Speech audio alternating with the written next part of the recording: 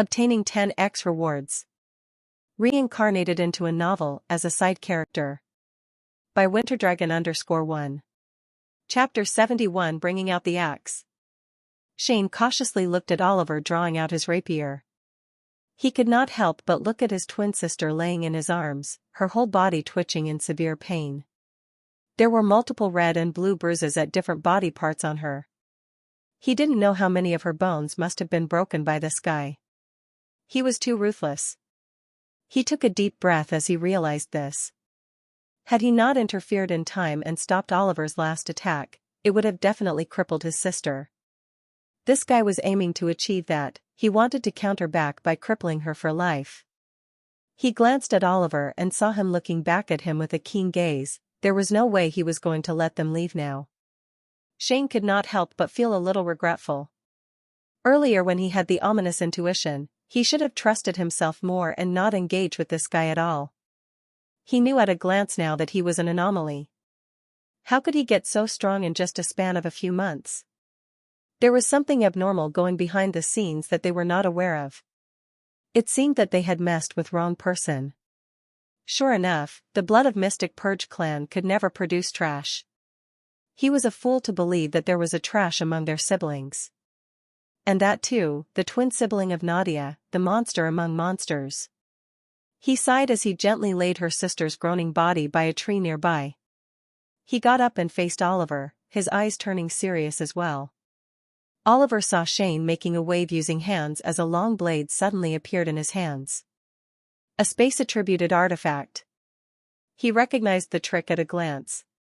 These artifacts were quite expensive and an average exorcist had to save up to even dream of buying one. His gaze was drawn back to Shane's stance as he readied himself too. Today was the day he would let them experience the feeling of being on the verge of death. Shane was unlike his sister, who was impulsive and jumped straight at Oliver. He was more calm and rational. But the sadism was something common among all the people of the Mystic Purge clan. It was something that ran in their very blood apparently. Shane smirked. "You have really shown me a surprising sight today. I don't think I will ever be forgetting this scene." Oliver did not reply. He knew there was no use in trying to provoke this guy. He was not a guy to be provoked by words easily. The moonlight filtered through the canopy, casting a ghostly glow upon their fierce battle. Oliver gripped the rapier tight, positioning it gracefully in front of him, while Shane brandished his own blade with a confident flourish as well. They moved suddenly in the dark. Shane's blade sliced through the air with lethal precision. Oliver's instincts kicked in, and he sidestepped the attack with a deft motion, easily avoiding the razor-sharp edge. He could tell that Shane had been trained by a professional master of blade. But multiplied experience from Nadia, who was trained by the best of best, easily let Oliver dodge the attack. Oliver thrust his rapier forward, his aim was Shane's chest. But Shane saw this and quickly reacted, parrying the strike with a practiced ease. Clang!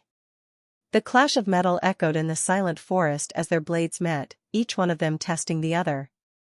Shane was not an easy guy. He did a swift counter and slashed at Oliver's exposed flank, drawing blood with a deep gush across his side. Oliver winced in pain but did not back down. Using his superior strength instead, he pushed forward and launched multiple strikes and feints. Shane saw this and tried dodging, but his speed was not fast enough as his body suffered multiple small cuts simultaneously. "You little dash." He could not help but grit his teeth as he sent a wave of despair towards Oliver, pushing him backwards forcefully. He panted slightly as he looked at the similarly panting Oliver in the distance. He could not help but let out a laugh as he wiped sweat off his forehead. "I never expected to be pushed back like this today. Say, how about forgetting this ever happened? I am willing to let this matter rest. I will also let my sister not interfere with you in the future," he offered in a raised voice. "Humph. If you will let me puncture your limbs with my rapier right now and apologize while kowtowing, then I might consider letting you two leave," Oliver sneered and replied, as he clutched the rapier in one hand while his other hand slowly reached his backpack as he drew out the axe he had brought along with him. Shane frowned when he heard this. Naturally, he was not willing to allow someone to puncture him. His gaze turned weird when he saw Oliver drawing out an axe in the middle of their fight. He was a bit confused at the moment.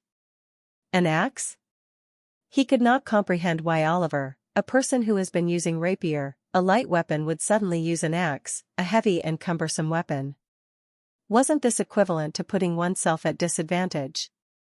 He felt that Oliver was not simple and had a plan in his mind. He was not going to give Oliver any time to adjust as he suddenly jumped forward, his blade aiming for Oliver's arm holding the axe. Oliver narrowed his eyes as he could not help but feel that Shane was indeed quick-witted and smart. He saw an unknown variable and immediately acted to remove the variable as fast as he could. Indeed, he had brought out an axe, a weapon that was the complete opposite of a rapier in all aspects. A rapier had a long range while the axe had a short reach. Chapter 72 Using Axe in a Battle? A rapier had a long range while the axe had a short reach. A rapier was light while an axe was heavy. It was in complete contrast. His choice of weapons was very weird, but at the same time, his style of handling and the way he was holding the two weapons made a beautiful scene at the moment for any onlooker there. The combination of grace and barbarism, each complementing the other. Neither side trying to diminish the other's presence but instead glorifying their user. But why would he choose an axe right now? It was simple. An axe, while it typically had shorter reach as compared to a sword or rapier, he could use this to his advantage whenever his rapier clashed with Shane's blade. While an axe was heavy and cumbersome, it serves as a great defense. If he used it properly, he could use the broad head of the axe to deflect or block Shane's strikes. Unlike a sword or rapier, which typically had a single edge for cutting or thrusting, an axe has both a cutting edge and a blunt side. He could alternate between slashing and bludgeoning alternatively. A good means to catch Shane off balance and unable to predict his next move. Despite an axe's size, it could surprisingly work quickly in the hands of someone skilled. Oliver realized this while training with it. Click! Shane had made the first move, his blade came cutting through the air with a silken sound. Oliver was not easy as he immediately protected his side with a parry from his rapier. Clang! Clang! The clash of metal reverberated through the silent darkness of the night. Shane became a bit restless when his strike was blocked by Oliver. He had expected Oliver's speed to be slowed down due to the heavy axe, but astonishingly he was still able to block his strike with the same ease as before. He could not spot a difference at all from before. Fuck. How much strength does this guy have? He could not help but curse internally. This was the first time that someone had managed to give him this much trouble. It was even more humiliating that this someone was younger than him as well. Bang! Shane released a flurry of blurring moves using another blade style he had learned, hoping to gain an advantage. This did seem to work a little as it forced Oliver to retreat. With each clash, small sparks flew as their weapons met. The sound of metal on metal filled the air with a symphony of combat, making anyone hold their breath. Oliver was bleeding from multiple wounds. Shane was definitely no joke. Managing to wound him so much in such a short interval just proved his skills. Shane was also the same, carrying an equal amount of wounds all over his body, but upon closer look, his wounds were slightly deeper and forced. His face was now filled with multiple scratches from Oliver's sharp rapier. Oliver jumped at Shane, making the latter alert as he thrust his rapier forward towards Shane's head. Shane bent back and quickly moved his blade, blocking the tip of his rapier. But Oliver was one step ahead as he swung his axe with force of a lumberjack's blow. Clang! Bang! Swish! Gasp! Shane released a series of continuous gasps and grunts as his body exerted more and more aspera in the heat of battle. His left shoulder was brutalized by Oliver's axe. It was wounded badly and was now leaking blood like a fountain. He was in so much pain as the axe's sharp edge tore apart his flesh with every swing. His blade was already busy dealing with the deadly rapier. On top of it all, Oliver seemed to have infinite physical stamina and strength. Despite fighting his sister and now him, he was not getting exhausted at all. Oliver, on the other hand, was also shocked by how resilient Shane was. He was proving tougher and tougher with every moment passing by.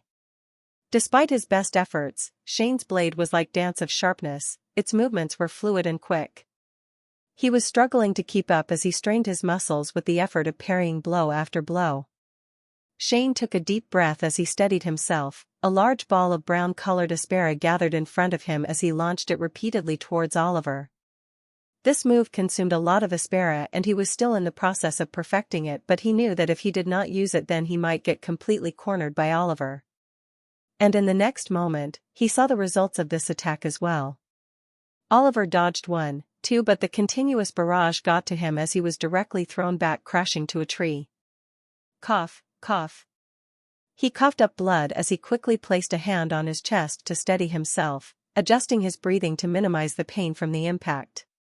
Shane let out a cruel smirk as he did not dare to give Oliver even a moment's worth of rest and directly slashed at him with his blade. Oliver slid through the patch of grass nearby, dodging Shane's slash in a narrow way. Fucking bastard, why do you keep dodging? Just die. Shane's rational face crumbled as it was replaced by a livid expression. He could not tolerate it anymore. He was not able to land a proper slash at Oliver. His usual calm look could not keep up any longer. Oliver maintained a calm expression and a calm mind. He felt good to see such an expression on his enemy's face. It made him satisfied. Shane just looked like an ugly moment right now. If he was given a mirror, he might even faint looking at himself. However, he did not delay and got into stance once again. He was not going to give Shane any more opportunities to use aspera like before. He attacked once again. Chapter 73. No way. Shane moved his blade from one angle to another. Just when it seemed like Shane had the upper hand, Oliver finally saw his opportunity. Crunch. With a swift feint, he drew Shane's attention away from his axe, tossing it into the air before catching it midair by the handle and then brought it down with all his might. The blade bit into Shane's shoulder with a sickening thud. Aghh.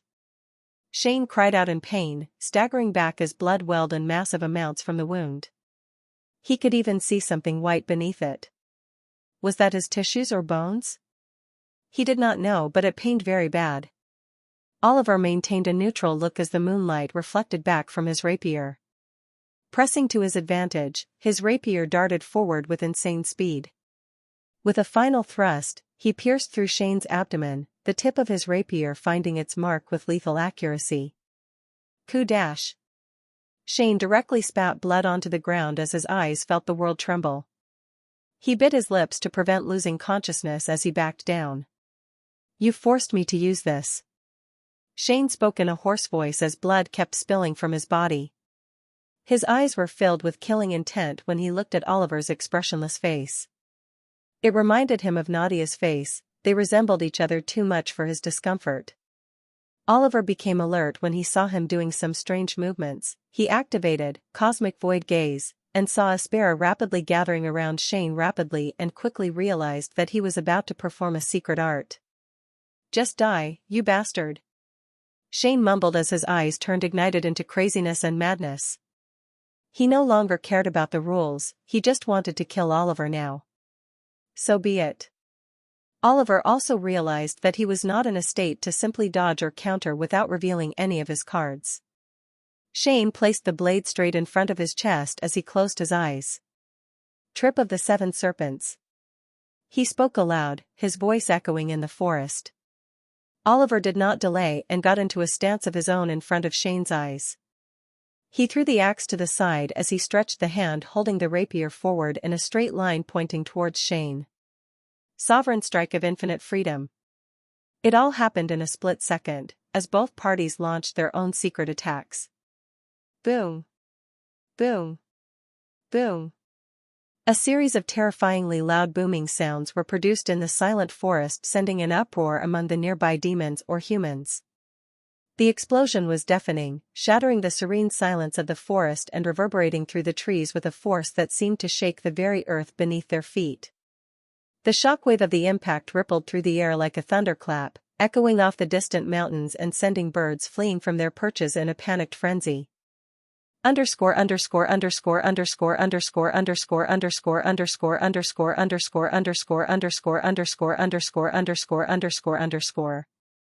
The result of the aftermath soon turned clear as all the dust slowly cleared with the strong winds. Oliver was leaning against a tree, using it as a medium to support his body. In front of him was Shane, lying in a pool of blood as he barely let out a few breaths, struggling to even open his eyes. No part of his body was unharmed. The sovereign strike of infinite freedom not only consumed Shane's secret art but also annihilated the trees behind with the force it generated. The ground beneath their feet was gouged and cratered, as if the very earth had been torn apart by some unseen force. The air was still thick with swirling dust and debris, obscuring vision and choking lungs with its gritty hold. Trees were laying splintered around, and the once green canopy was now nothing more than a chaotic tangle of branches. Oliver just laughed as he looked at the broken rapier in his hand, which could not handle the power of the technique full. A wave of satisfaction washed over him as he saw Shane in a state worse than he was in when they had beaten him. He supported himself back and got on his own 2 feet with some difficulty. He was currently panting hard from exhaustion and pain. "I should have purchased a healing potion." "You should have." Oliver froze in his tracks as he heard a voice behind him. He knew the owner of the voice in an instant. It was the third sister. Before he could even turn around, a sharp pain assaulted his chest. Splash! Ack dash! A stream of blood oozed out from his front as he coughed violently. He could see a black sharp weapon extending behind him slightly. She had used a sword to pierce him in the center of his chest. How? He looked in disbelief as he turned around with great difficulty. He saw her looking at him with a cold and murderous expression. An expression of extreme hatred was etched on her face. But more importantly, the thing he noticed was that her injuries, although still there, seemed to be duller than before. He saw as she curled her fingers and punched at his face. She spat, "I don't like the look in your eyes, this defiant look, how vexing." One punch after another as she vented out her anger. "How did you change so much? How did you gain such strength? Tell me." She used an aspear-infused punch and sent him flying forward. Ugh dash! Oliver groaned in pain, his mind and vision were getting dizzy. He had already realized that this girl had brought a healing potion along with her. It was no surprise, she was one of the main heirs of the clan, she was showered with resources and should have a few potions. He quickly started to concentrate and calm himself. The pain was searing, but fortunately, his vitals were safe for now. She did not look at Oliver right away and instead went up to her brother first. "Shane," she whispered as she saw his bad state. A frown slowly made its way on her forehead. She was the one who knew him the most. She knew that Shane was very strong, stronger than the second brother, and this was the reason why she often listened to him. Seeing him in such a critical state made her feel mad.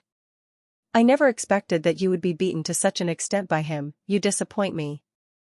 She scowled in a colder tone as her eyes had a look of disappointment in them. She did not like how he was also defeated by Oliver.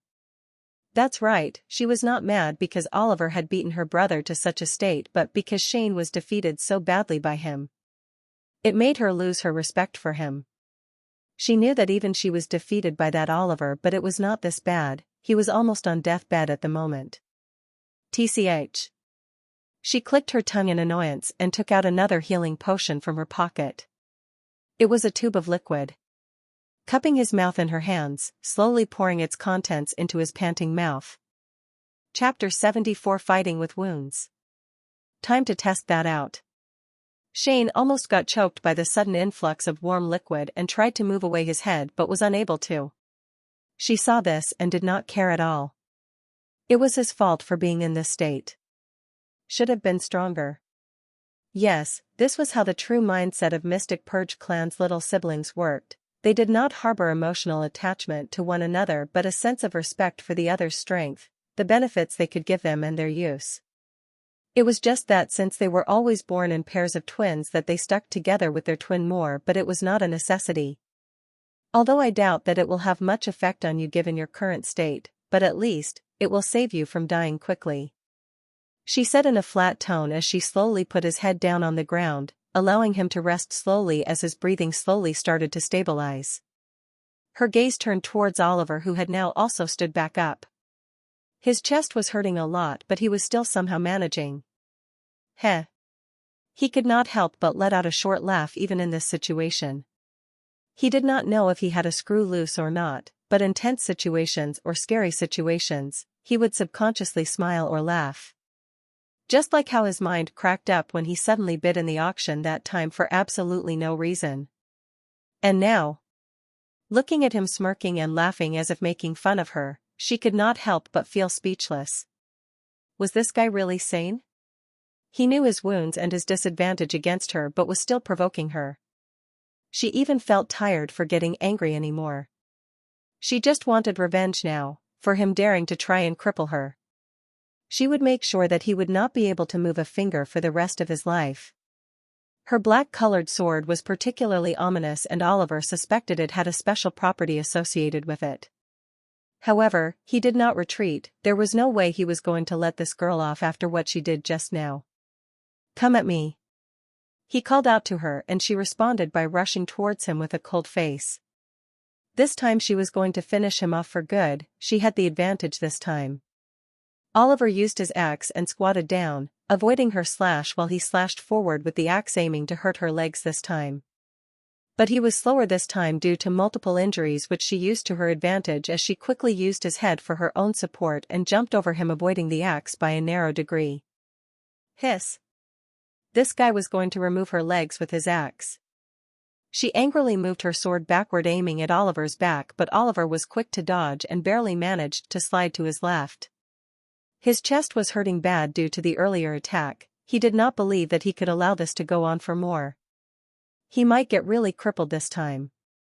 She was using Aspera to not only enhance her speed of her movements but also the force behind her attacks. She was too vicious. He was not amused internally although he still had a small smirk etched on his lips. Was this the adrenaline rush from dangerous and life-threatening battles that was making him excited this much?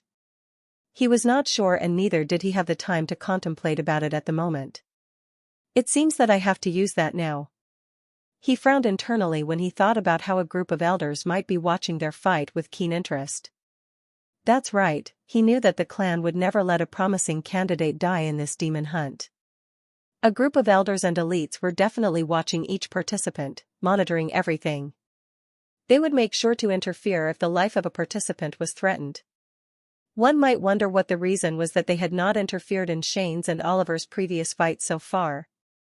It was simple because Oliver had not intended to kill Shane in the first place and the wounds that he gave to him were although serious but almost all of them were intended to cripple him rather than to kill him.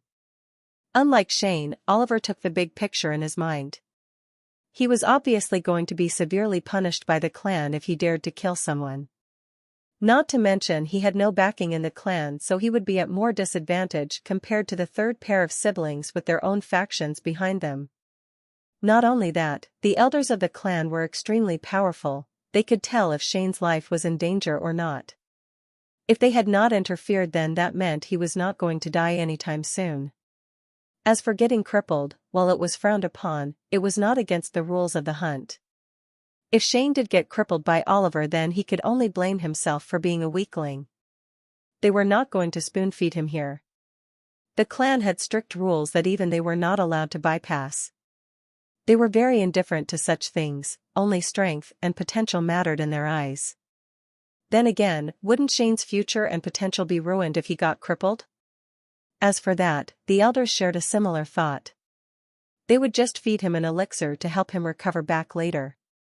While indeed an elixir was an epic rank item that was hard to come by, given the clan's rich history of centuries and the excellent alchemists working endlessly, they often produced a batch of elixirs every few years. And using one on a main heir was not a waste of resources. Not only would he experience the feeling of fighting a near-death battle without actually dying but also realize not to be too arrogant. Oliver felt uncomfortable showing his cards like this but since the situation demanded so, he cannot back down. He did not use the cosmic void gaze, in case the elders behind the second brother would quickly find the similarities and suspect him. At that time, he would definitely be asked about his sources of power and all sorts of questions which he would rather not answer at all. Chapter 75. Not only that, but he also felt that using cosmic void gaze would be too easy for them. It would be less painful for them if he directly attacked their minds and was done with it. He did not want to give them the same treatment he had given the second brother. They were the ones who had actually beaten him, not the second brother, and thus they deserved an equal amount of punishment from his hands, which had been itching for a while.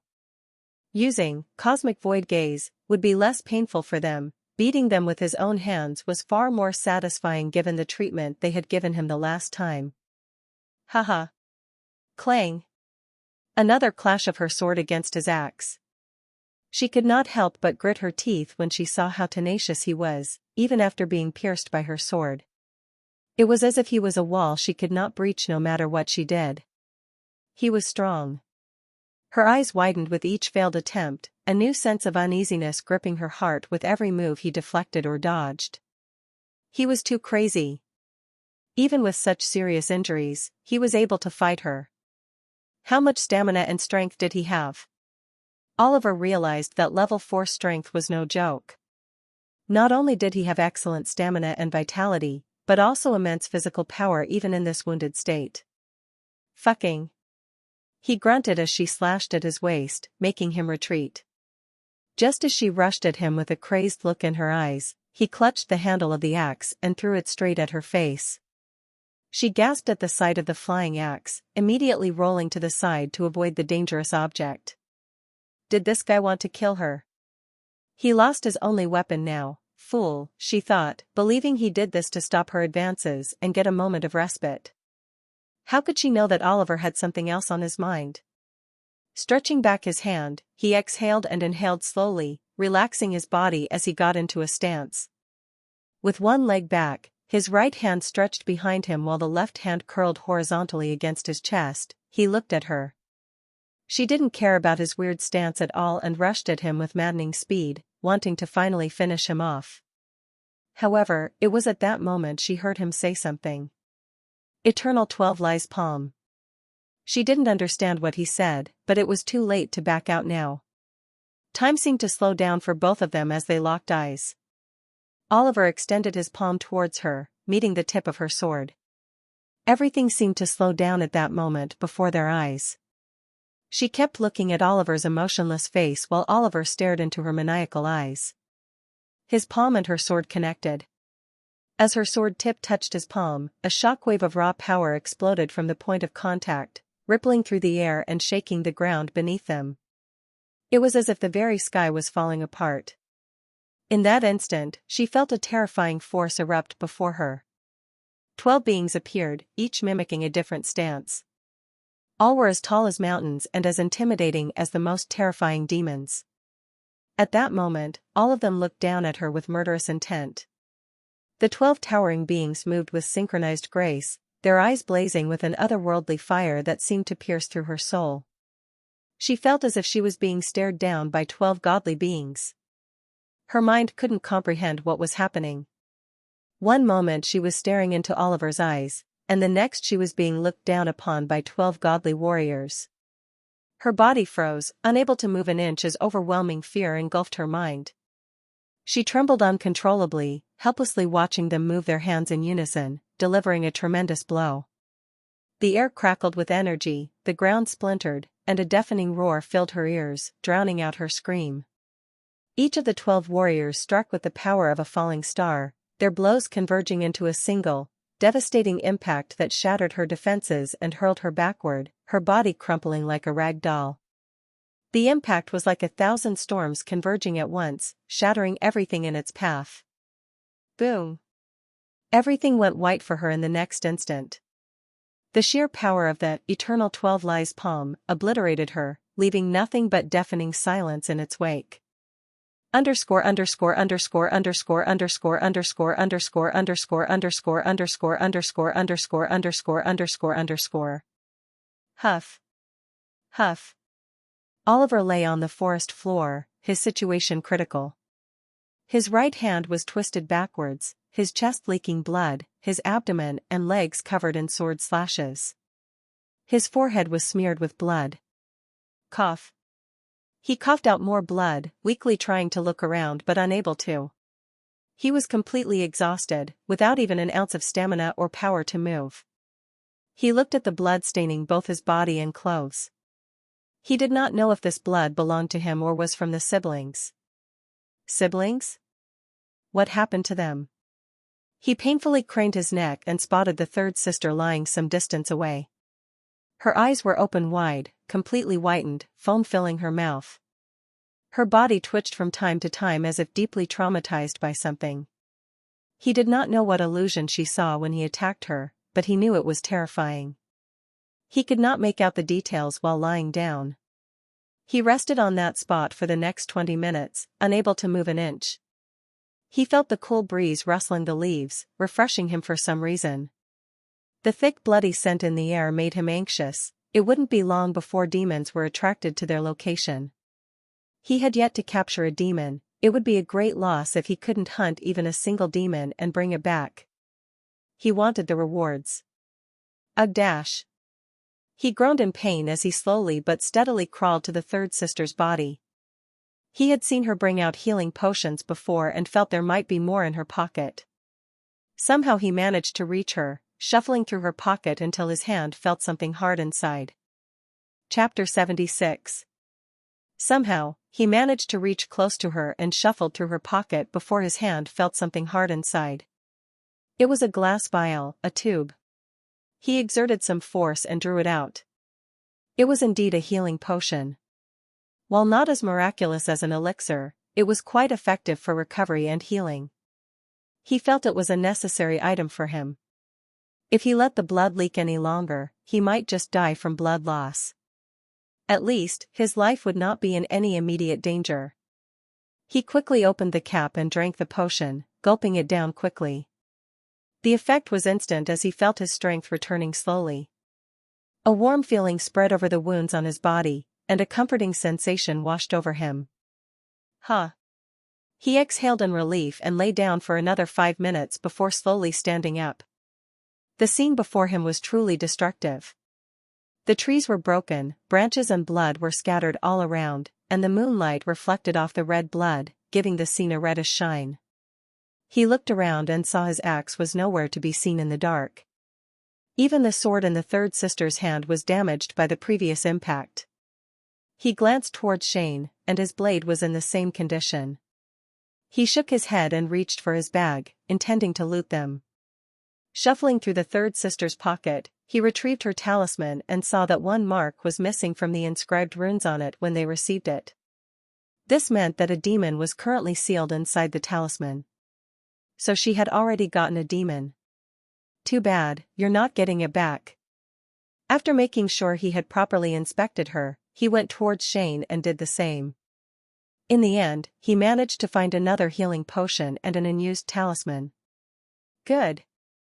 He nodded to himself as he slowly started to leave. As for them?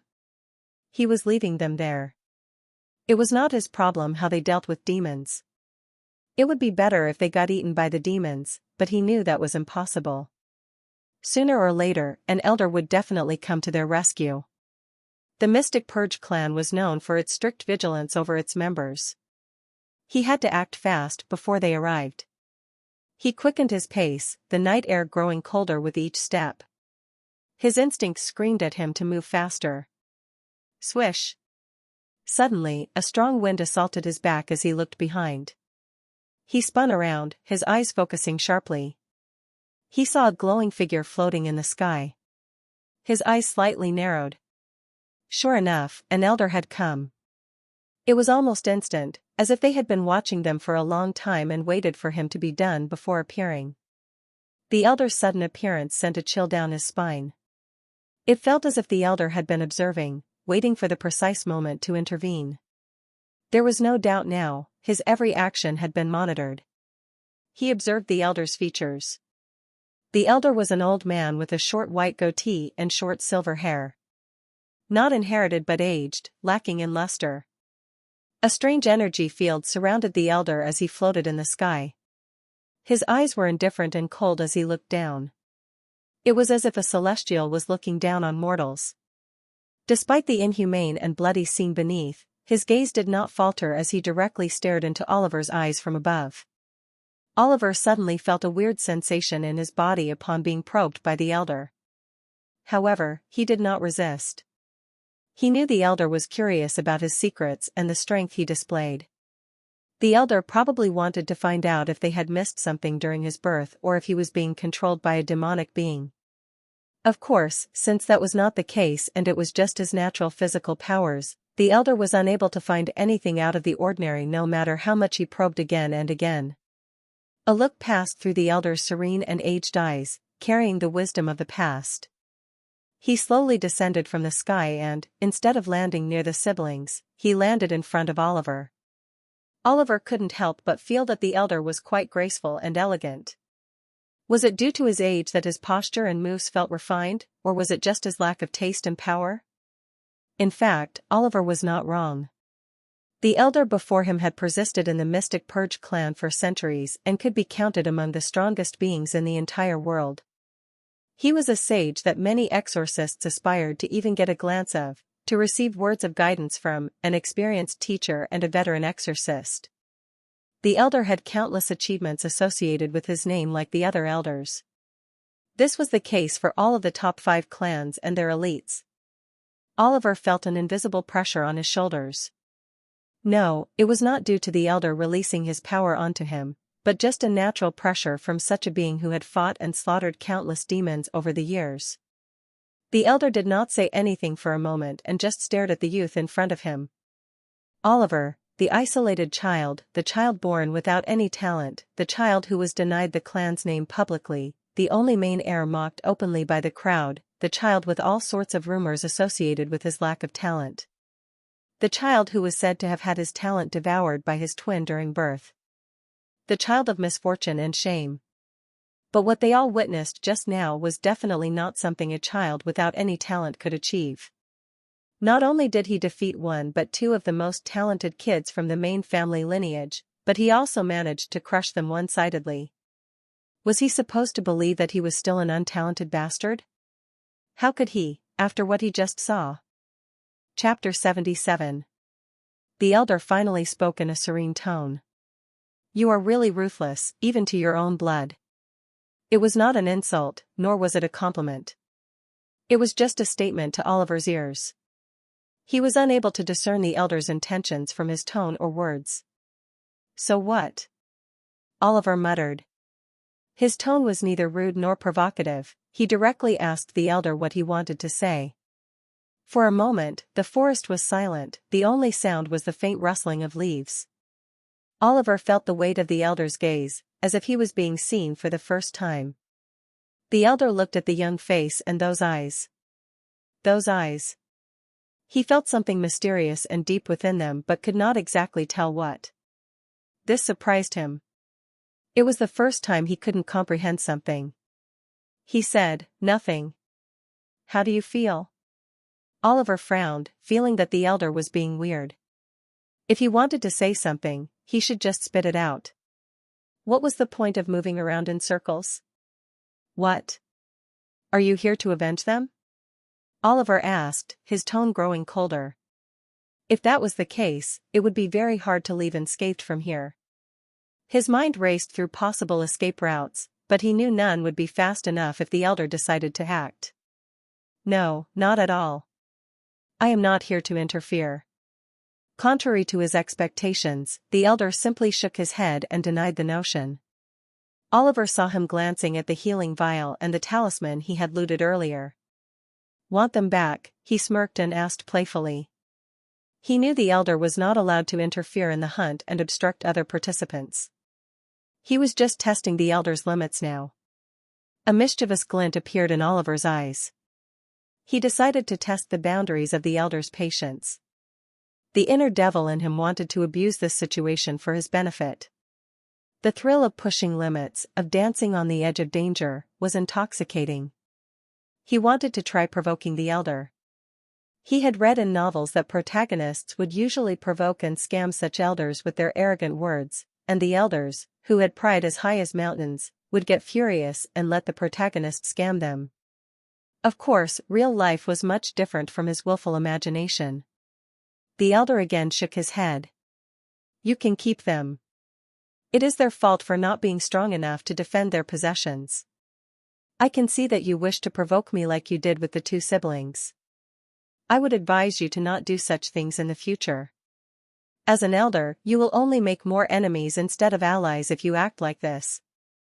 Feel free to ignore my words. Good luck on your hunt. The elder's calm demeanor was unshakable, a testament to his centuries of experience. It was clear Oliver's provocations were falling flat. The elder spoke in a calm voice, not offended at all. He turned around and moved his fingers in the air as the two siblings disappeared from their positions. He was curious about the two powerful unknown techniques that the boy had utilized in the fight but did not ask. He knew those techniques were not used to their full potential but were already so destructive. He could imagine what the output would be if someone like him or above him used that technique. A great weapon against demons. Oliver couldn't help but touch his neck awkwardly. The elder was correct, he was being immature. While some people get offended easily, this elder from the clan seemed quite wise and calm. Oliver couldn't help but respect him. He had expected a scenario like those in cliché novels where he offends a powerhouse and is then hunted down by the clan and their forces. He felt relieved that it did not develop into that. He was not sure if he could live his life in hiding forever. Slowly, he left the scene, heading back to his hidden den near the water stream. He was thirsty and hungry. Underscore underscore underscore underscore underscore underscore underscore underscore underscore underscore underscore underscore underscore underscore underscore underscore underscore underscore. Gulp. Gulp. Ha. He quenched his thirst by drinking mouthfuls of fresh, cold water. In the middle of the night, drinking chilled water was the best. Rumble. Ugh, I am hungry. His stomach rumbled. The previous fight had drained him too much. He needed to eat something urgently, or it would be difficult to fight and concentrate. He did not find anything to eat in their belongings, so he was in a bind. He could try to eat a demon, but there was a chance he would get poisoned since their flesh and blood were toxic to humans. He sighed. There was not much choice. He could only try to find some fruits in the forest. In the end, he mustered up his last bit of power and used cosmic void gaze to find some fruits that he ate quickly. It was better than nothing at least. The rest of the night, he spent resting in the den. He made sure to properly cover the den beforehand to avoid getting attacked by a demon. The early morning light filtered through the trees, casting a peaceful glow over his hidden den. He woke up early in the morning, mostly recovered. His wounds had healed to a great extent. Whoa! My body feels as good as new, he exclaimed excitedly as he did arm stretches. Although his body was still sore, he was no longer exhausted or seriously wounded. After that, he went out and searched for a suitable demonic presence around him.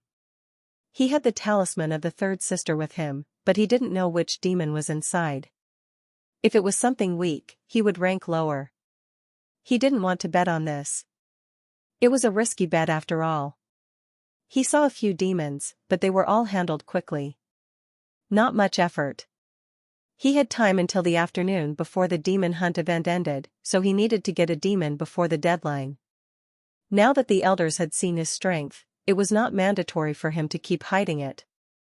If he did, he would only turn out more suspicious instead. He might as well get something out of it. Chapter 78 Nadia spotted. Minor level demons.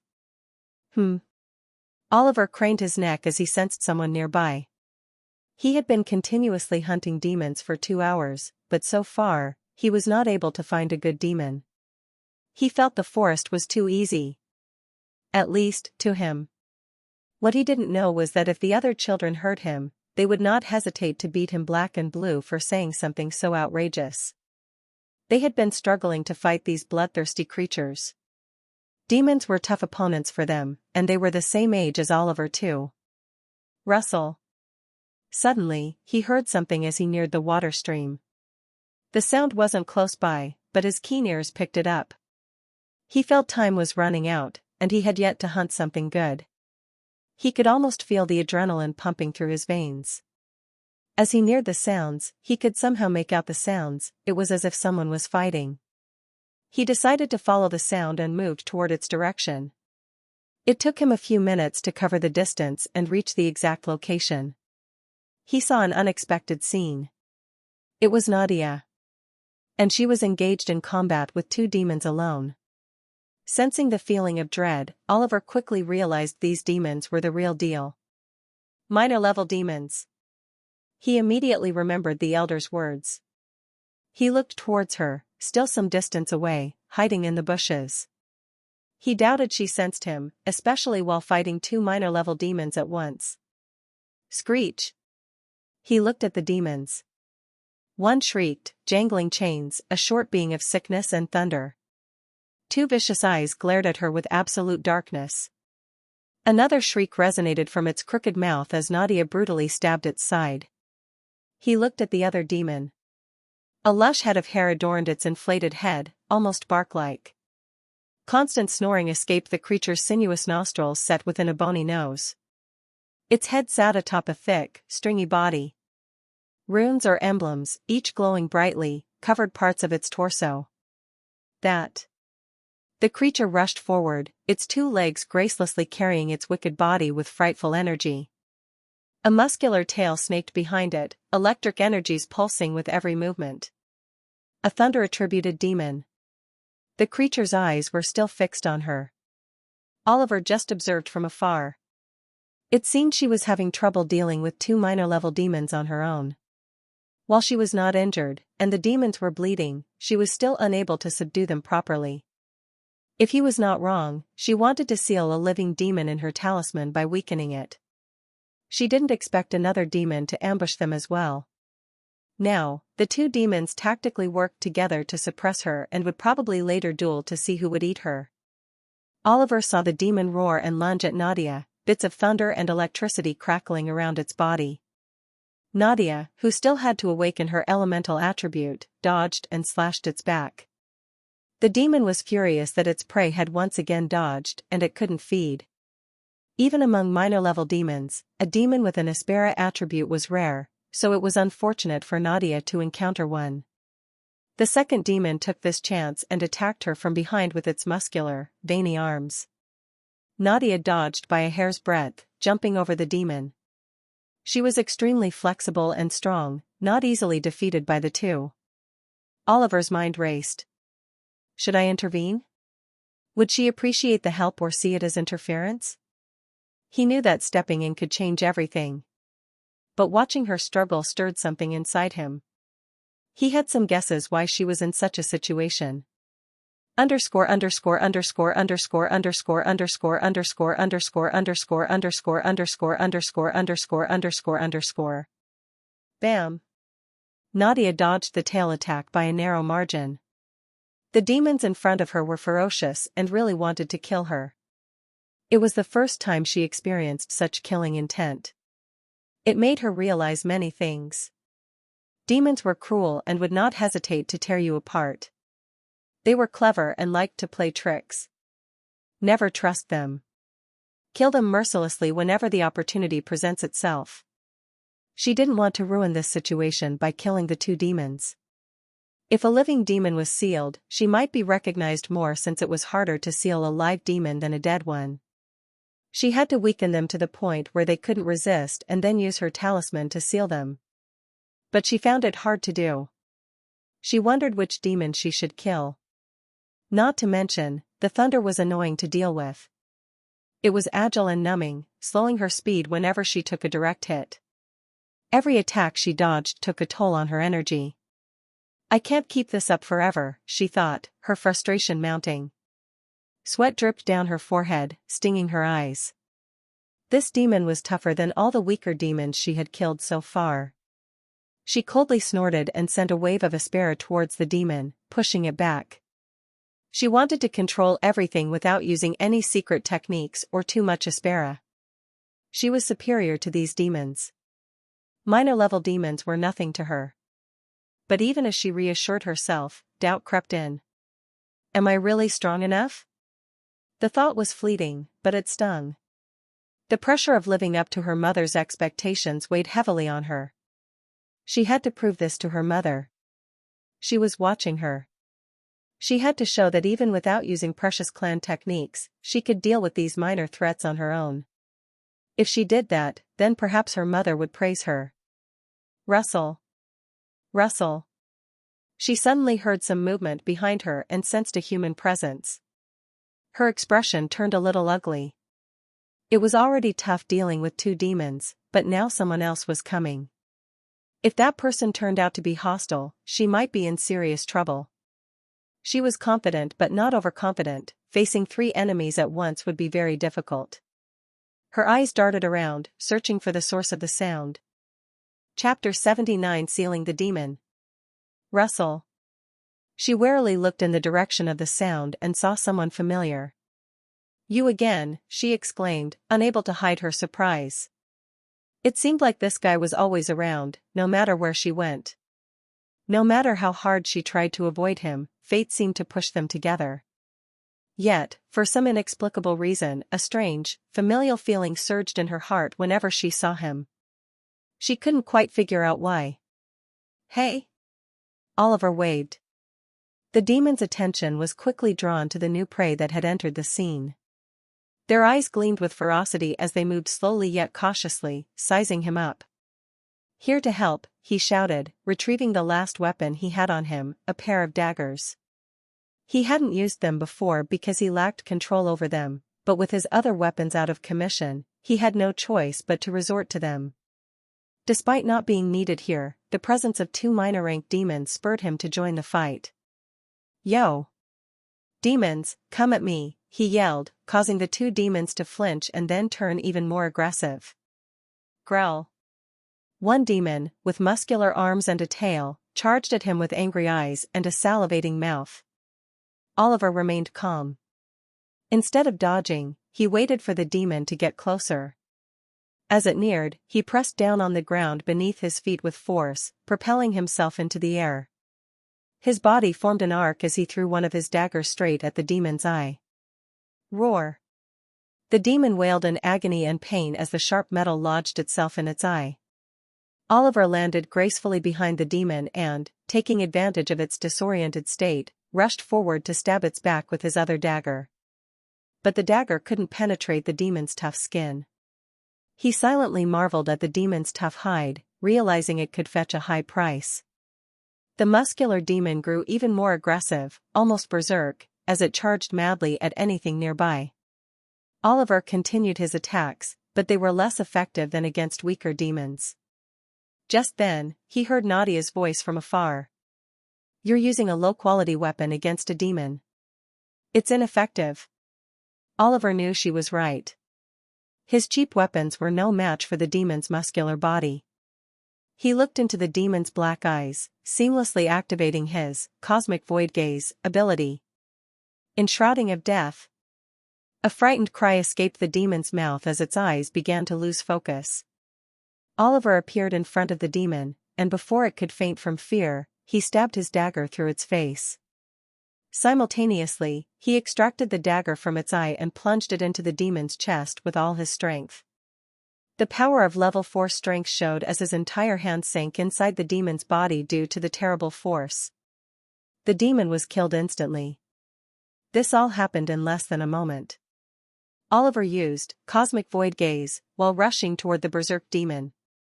He activated it so quickly that no one could comprehend what was happening, drawing attention to the act of his hands sinking into the demon's thick skin. He had successfully hunted the demon. Even if someone from the outside, including the elders, saw this scene, they would not find anything abnormal. And even if someone keenly sensed something amiss, there would be no proof, as he had killed the source of information, the demon. They wouldn't be able to extract any information. At best, they could only harbor suspicions about why the demon had suddenly become docile and unstable, allowing Oliver to attack it. He could easily deflect such questions by claiming he was too quick and took the demon off guard in its berserk state. Swish! He retrieved his talisman and slapped it against the demon. Vrrr! A vibration was produced before a gray light shone from the talisman, slowly enveloping the demon and sealing it inside. With this, it could be said that he had successfully completed the demon hunt. Boom! He heard a booming sound and turned around to see Nadia throwing the thunder demon against a nearby tree. She moved fast, not letting the demon get back up before stabbing her sword through its abdomen. The demon screeched in pain, a wail of pure misery. She was ruthless, quickly using her talisman and throwing it against the demon's body. A light shone as the demon struggled and resisted, but after a futile struggle of a severely wounded demon, it was sealed for good.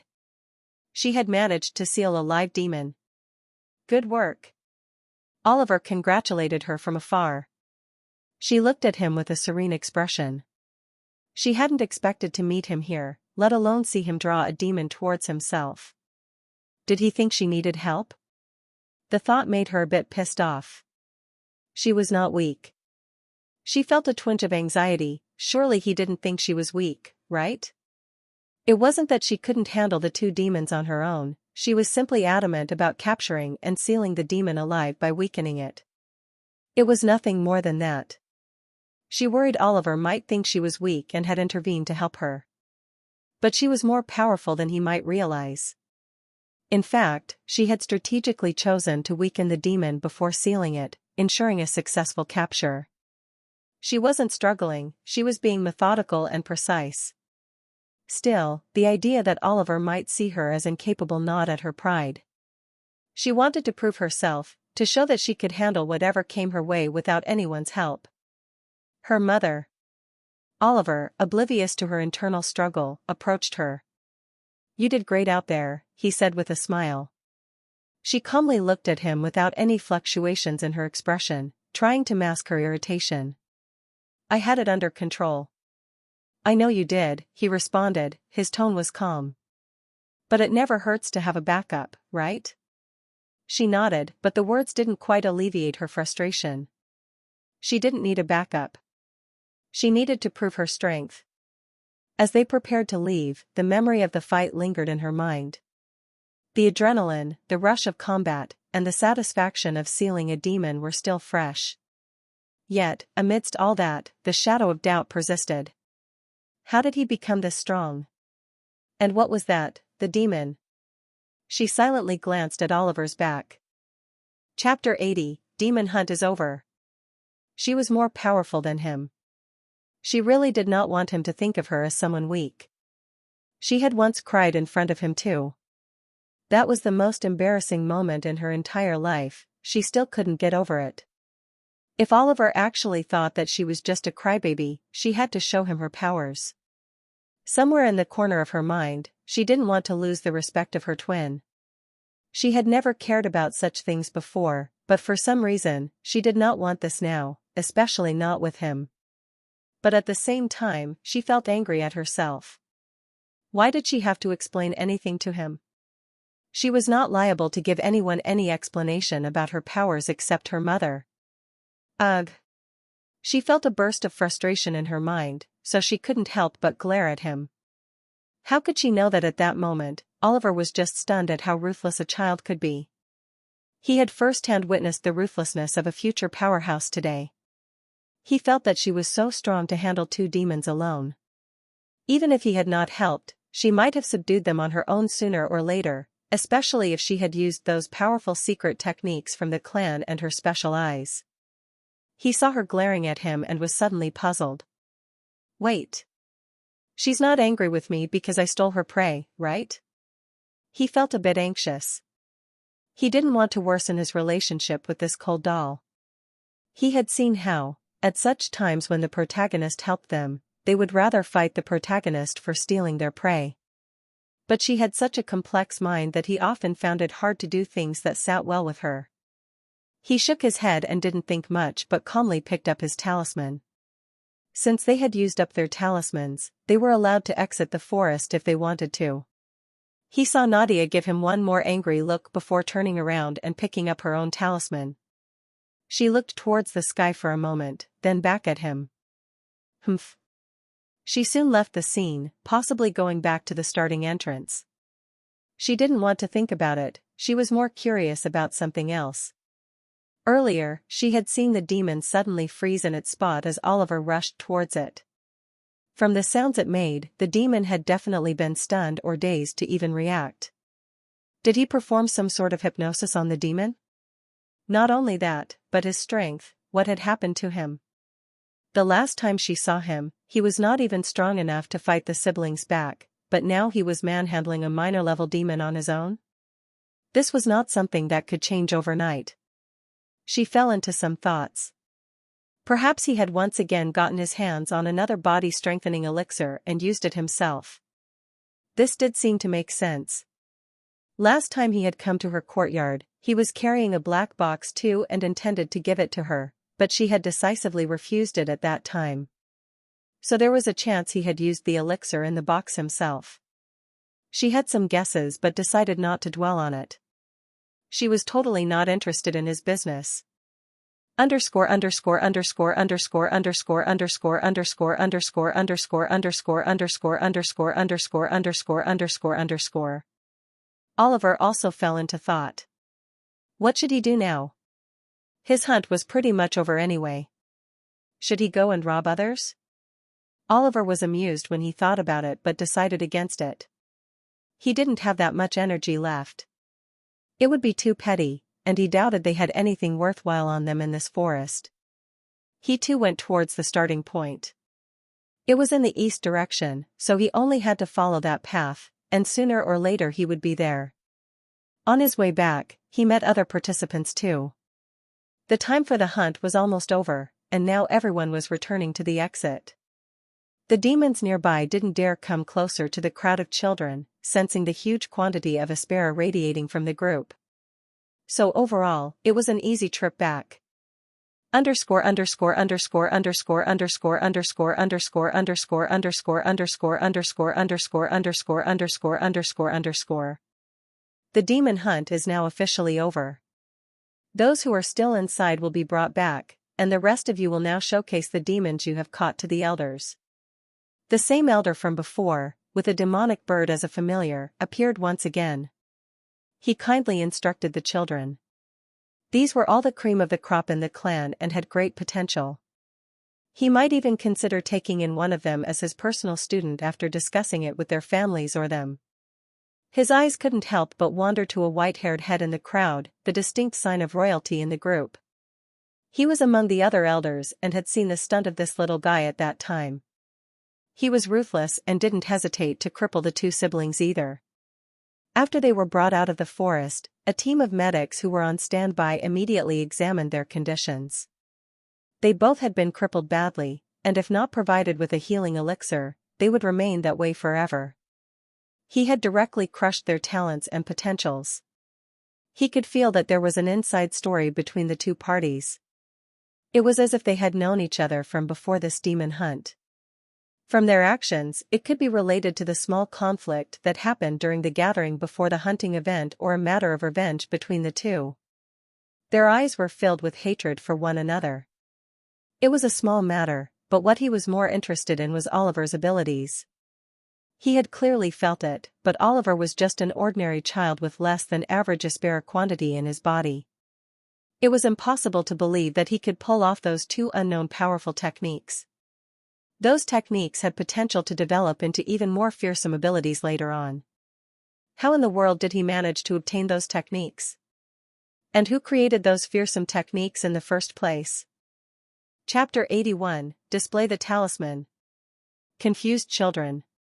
Had he not witnessed it firsthand, he would have never believed that a feeble novice exorcist candidate like Oliver could accomplish such a feat.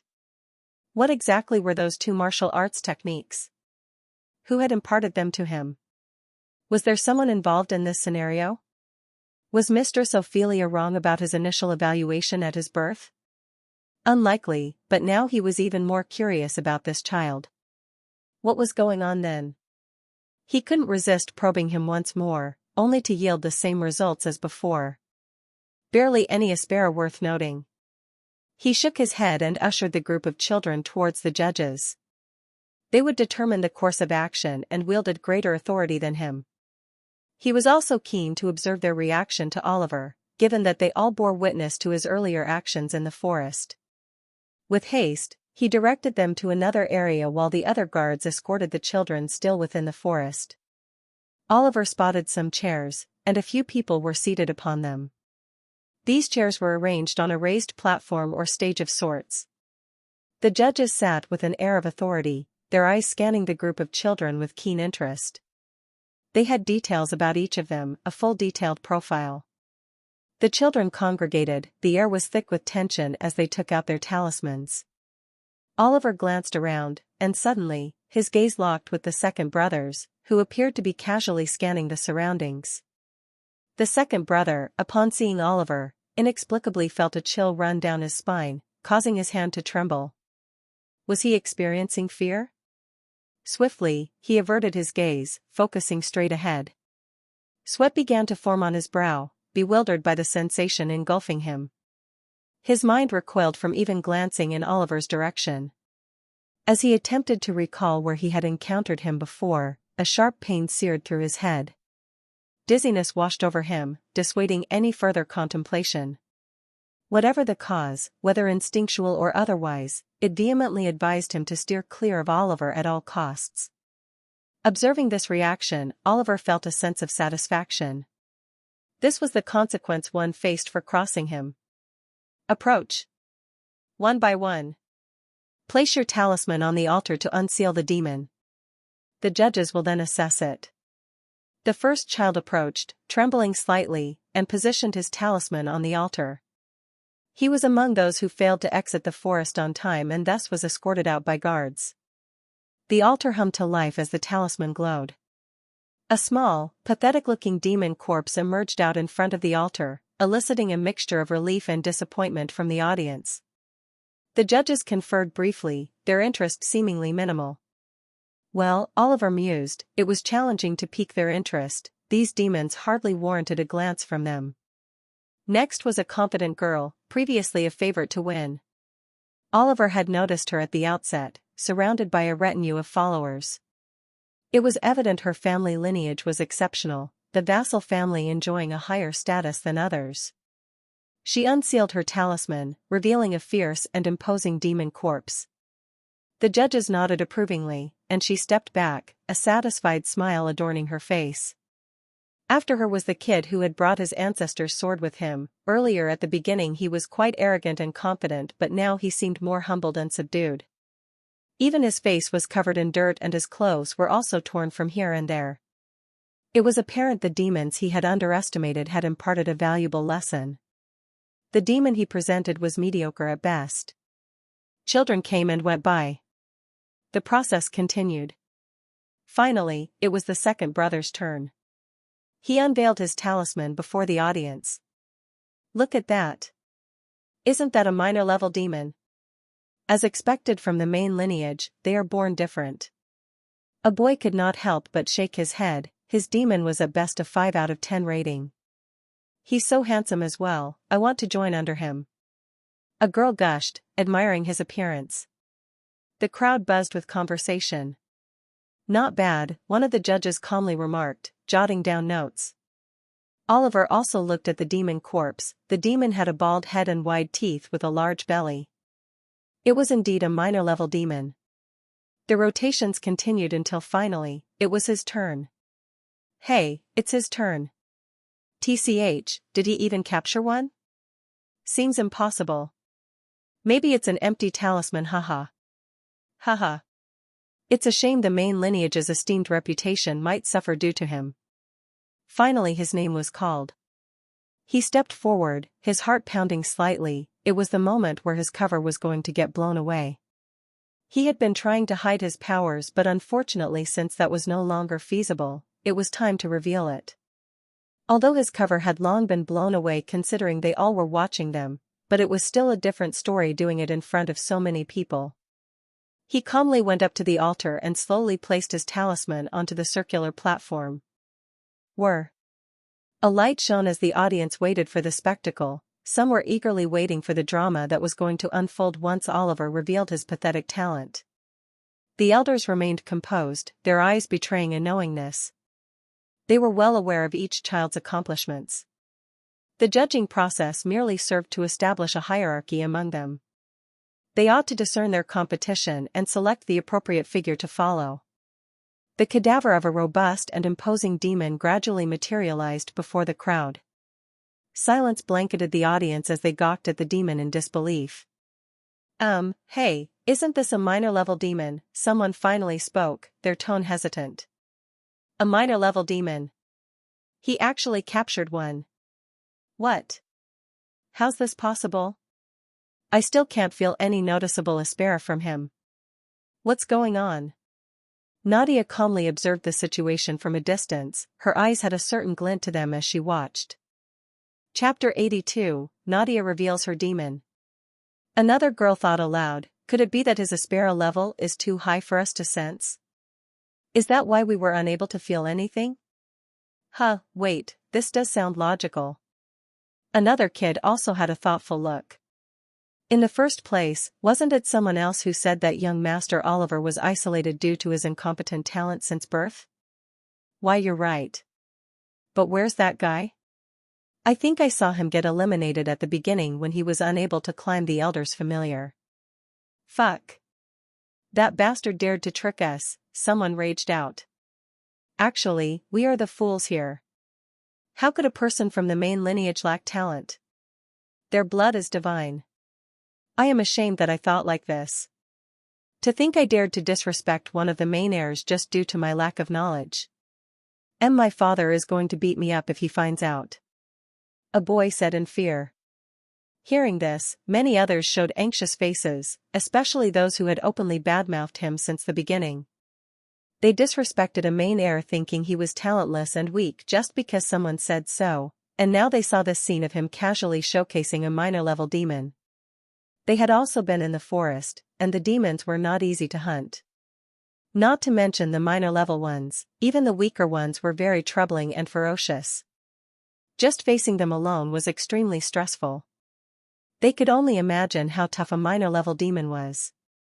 To be able to kill that demon and seal it, he was definitely not weak. As for cheating? They did not even have such a thought. The whole event was being monitored by the clan elders, who were impartial. Any sort of cheating would immediately result in disqualification and punishment. Their parents had repeatedly informed them to maintain the best possible ties with the main heirs. They had specifically told them one thing.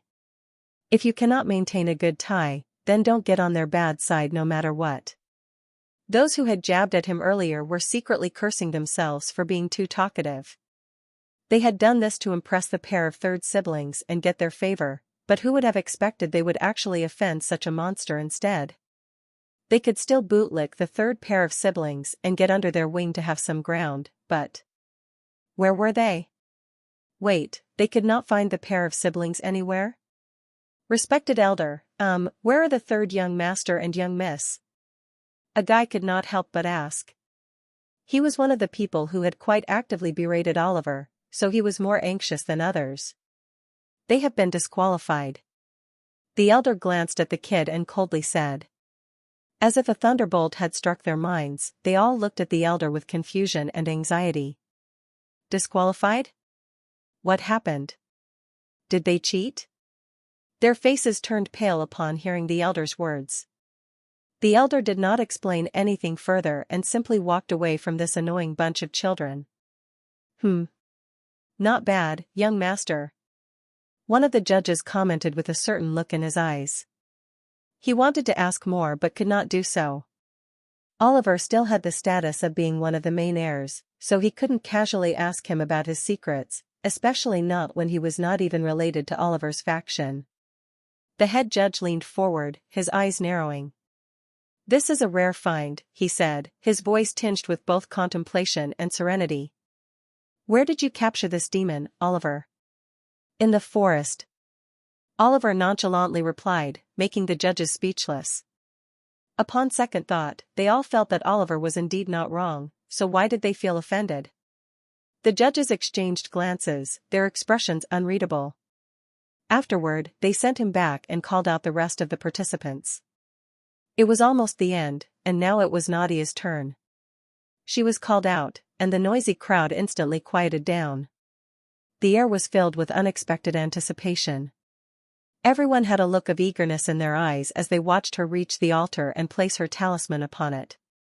She was the most likely candidate to become the future matriarch of the clan.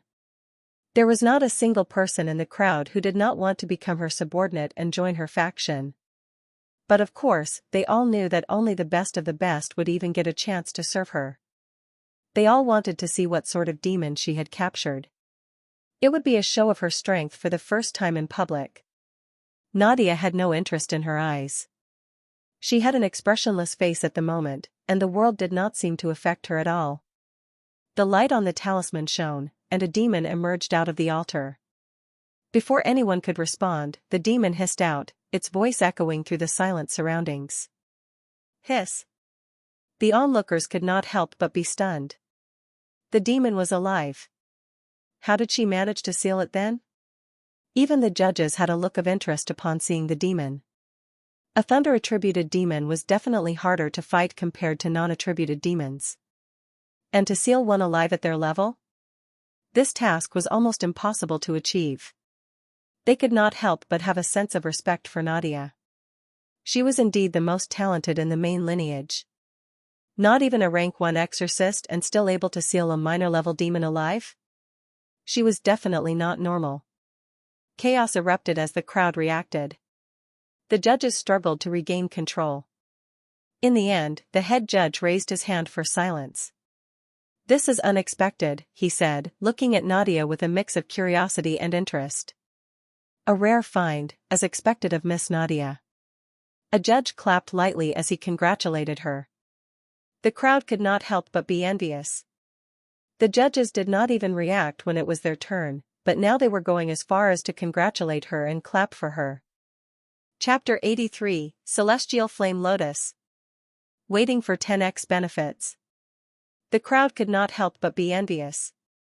The judges did not even react when it was their turn, but now they were even going as far as to congratulate her and clap for her.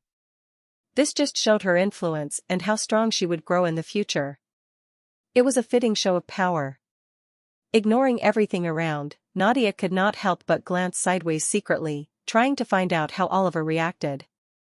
In the end, she saw him clapping for her as well and felt satisfied. Her lips wanted to curl up, but she restrained herself. Her mother might also be watching. Oliver glanced as the elder clicked his fingers, and the demon was instantly sliced into 2 halves and quickly assimilated into nothingness. That was an exorcism technique, only exorcists with aspera could use that. The head judge stood and called for silence once more. "We have reached our decision. The rankings are as follows. First, Nadia Mystic. Second, Oliver Mystic. Third, Violet Mitchell. Fourth." As he announced the names and ranks, there were gasps and murmurs of surprise. Some of the expected top contenders were ranked lower than anticipated, while others who had been overlooked rose to prominence. When Oliver's name was called, he was placed among the highest ranks, but the judges gave him a look that promised further scrutiny for some reason. "Good, I placed second. The reward should be good." He felt happy that he placed second. Actually, he was more glad that Nadia placed first, which meant that she was going to receive a better reward, and he would enjoy the tenfold benefits too. Seeing Oliver laughing weirdly to himself, the others didn't know what to say. In the end, they just ignored him and went to rest. The previous night had taken a toll on them mentally and physically. The winners stay while the rest leave. "We will distribute the rewards," the elder announced as he guided the rest of the participants away. The group of rankers were also taken to a chamber with the judges and other clan elites present as well. Oliver was quite surprised when he heard that the second brother was not the runner-up but instead some unknown girl. Nonetheless, the judges had their own criteria, and he did not care. After they were led to the chamber, the head judge informed them. "For the third rank, you will receive a secret martial arts technique from the clan.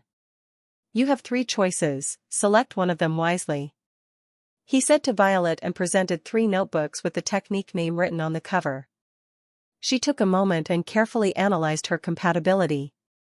All the techniques were top-notch for their level and foundation. In the end, she selected a technique called Purple Snap of the Hateful Snakes. It seemed to focus on hand-to-hand combat. "Good, you can leave now if you want or wait for other participants," he told her, and she decided to stay and wait. For the second rank, the reward is a choice between these two metals. He clapped as two glass boxes with some sort of radiating metal placed inside appeared on the table. There were two labels on the boxes, one was Terror Gold of Spirits, and the second was Hellish Plant Meteor. He was supposed to select one. This one. Oliver wanted both, but he knew that it was impossible, so he picked one as per his needs.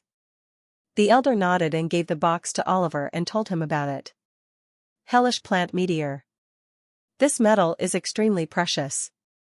If you give it to a skilled blacksmith, you can get yourself a wonderful weapon or even an artifact. It depends on the skill of the crafter in the end. Many exorcists try their best to get a piece of it, but it's not something to be obtained easily. This metal could only be extracted from demonic territory and thus is very hard to mine. Oliver nodded slightly. He was aware of this and thus chose it. He had already collected some metals prior to this, and with this, he was one step closer to implementing his plan. There was something that he wanted to be crafted, so he had been collecting the metal necessary for it. Now for the first ranker, Miss Nadia, you will receive a truly unique reward, the head judge announced, his voice resonating with pride and anticipation. As the first place winner, you will be granted the Celestial Flame Lotus, an ancient artifact passed down through our clan for generations. He gestured towards a pedestal at the center of the chamber, where a delicate lotus flower made of shimmering, translucent material sat. It radiated a soft, otherworldly glow, and the air around it seemed to ripple with energy. The Celestial Flame Lotus is not just a symbol of our clan's heritage, it possesses incredible power. When bonded with its owner, it can enhance your Aspera, amplify your martial arts abilities, and provide protection against dark Aspera. However, it requires great skill and dedication to fully unlock its potential. Nadia looked at the artifact with eagerness. She had heard about it, and this was what she had been aiming for when she participated in the first place. The head judge continued, this artifact chooses its master. You must meditate and form a bond with it. Only then will it reveal its true abilities to you. Use it wisely, it will become a great weapon in times of great need. Nadia nodded solemnly. She didn't underestimate the head judge.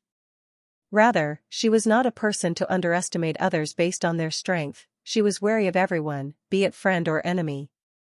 Suddenly, Oliver's image came to her mind as she thought about the artifact, but she quickly shook her head.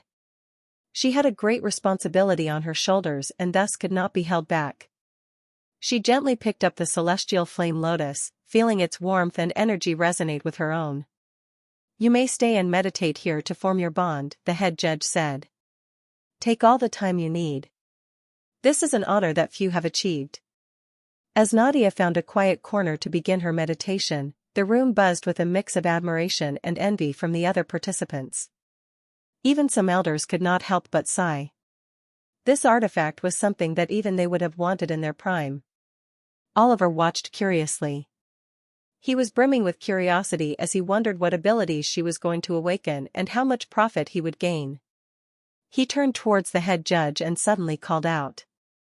Elder, I have something to ask. Chapter 84, Obtaining 10x Benefits. Holy Flames? Elder, I have something to ask. Oliver called out to the elder, who was looking over at Nadia. What is it, young master? The elder turned around and asked calmly. Well, I wanted to ask if I can have the corpse of the demon I hunted. The elder narrowed his eyes slightly when he heard Oliver. But he quickly replied with a calm look. You can, but may I know the reason behind it? The demon corpse isn't something worth collecting either. Oh, well, I was thinking of selling it to earn some money, Oliver simply replied. There was nothing to hide considering they could know it either way. Hearing this, all the people in the room were stunned, and then they once again looked at the young man. They had forgotten earlier that this guy was actually the isolated one, the clan had minimal interactions with him, and he didn't have most of the privileges that the other young heirs had. So naturally, that also involved the monthly expenses he received, which must be minimal too. The third place winner could not help but look at Oliver in pity. Such a strong person, and he was being treated like this.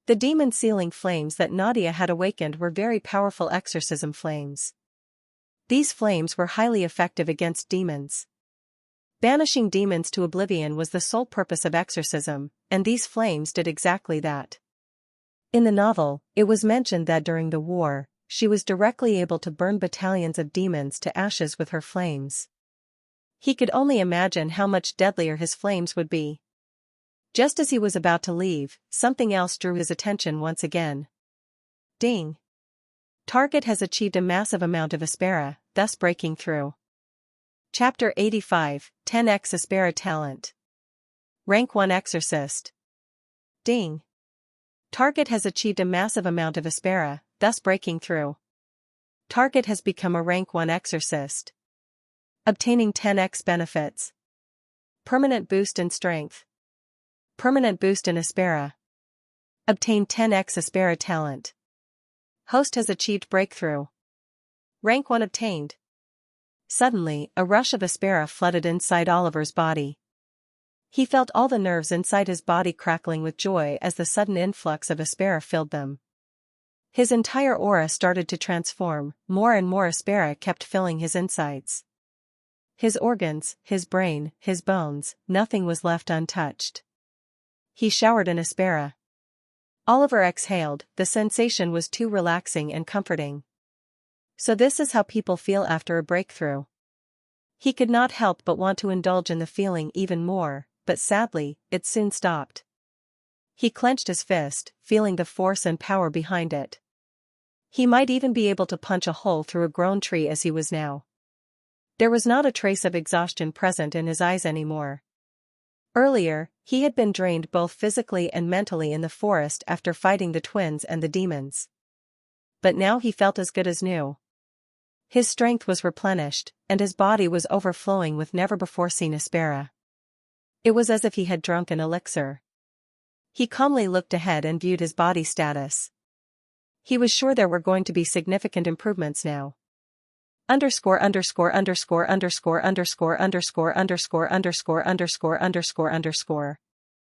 Name, Oliver Mystic. Race, human. Status, rank 1. Strength, level 5. Aspera, level 4. Charisma, level 3. Luck, level 2.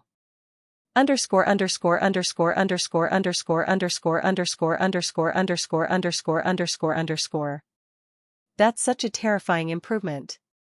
He could not help but exclaim. His Aspera level had directly jumped from 1 to 4 in an instant. He could understand this. He directly obtained 10 times the Aspera Nadia had. Like a tsunami, Aspera flooded out of his body, exuding a strong pressure. Crack! Crack! His body stretched as he felt energized like never before. He had long been waiting to awaken a talent for Aspera, and now it was finally there. Nadia managed to break through and become a rank 1 exorcist. Which meant that she had a breakthrough in both her physical strength and Aspera too. The stirring of Aspera directly linked to her talent, the system detected it, and he was rewarded with 10x greater talent than her. Not to mention, now that she was a rank 1 exorcist, he too became a rank 1 exorcist. He already had good strength worthy of a rank 1 exorcist. He could have been called a rank 1 exorcist before just with his physical strength, considering he was currently acting as a physical exorcist. For exorcists on that path, their strength was the factor that determined the ranks. But now he was a full-fledged rank 1 exorcist after breaking through in his Aspera level and amount as well. Not only that, he had obtained around 10 times the Aspera a genius like Nadia would have at rank 1. So it could be said that he was a rank 1 exorcist with around 10 times more Aspera than normal rank 1 exorcists. He felt that if he was now faced against the twins once again, he was capable enough to handle them both in a minute without using any of the secret techniques. He could now also start proper meditations to increase his rank and Aspera amount on his own. Earlier, due to his poor Aspera talent, he was not able to gather or collect the Aspera present in his surroundings despite clearly seeing them with his special eyes. But now, he could suck in all the Aspera in his surroundings into his body with no problem. It was a great obstacle for him that has now been cleared. A lot of possibilities had opened up for him now. Ding. Cosmic void gaze has cleared the conditions for Aspera. Unlocking circuit of abyss. In the very next instant, he felt every ounce of his strength suddenly leave his body. Huh?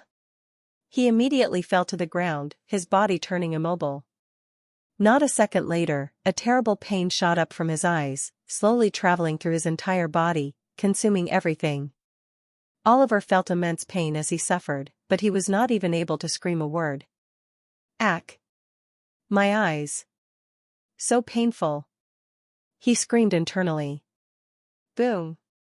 Dark clouds instantly gathered in the sky, covering the entirety of the Mystic Purge clan. Underscore underscore underscore underscore underscore underscore underscore underscore underscore underscore underscore underscore. Meow? In his courtyard, the fat clan guardian, who was just chomping on a fish that Oliver had left behind, suddenly jolted. She furiously turned her head around and almost blinked out toward the courtyard, her speed tremendous. She gravely looked at the pitch-black clouds, giving an ominous feeling. Her hair stood to no end as she looked at those ominous clouds. Thump! Thump! Her heart started to thump wildly as she observed the clouds of void. They were not normal thunderclouds, she knew it. She was sure of it. Her expression was grave and serious as she observed the pitch-black cloudy atmosphere that enveloped the entire clan all of a sudden. She could sense the element of void present all around. One of the most terrifying elements in existence. It was one of the primordial elements and was extremely rare. But right now, the entire clan was covered in a blanket of this element. Her eyes turned sharp as she tried to see through the blanket of clouds but found it impossible.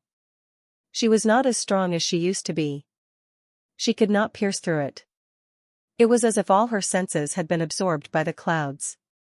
The sky was so eerie that she could not help but shudder. It was as if the clouds had devoured the sky.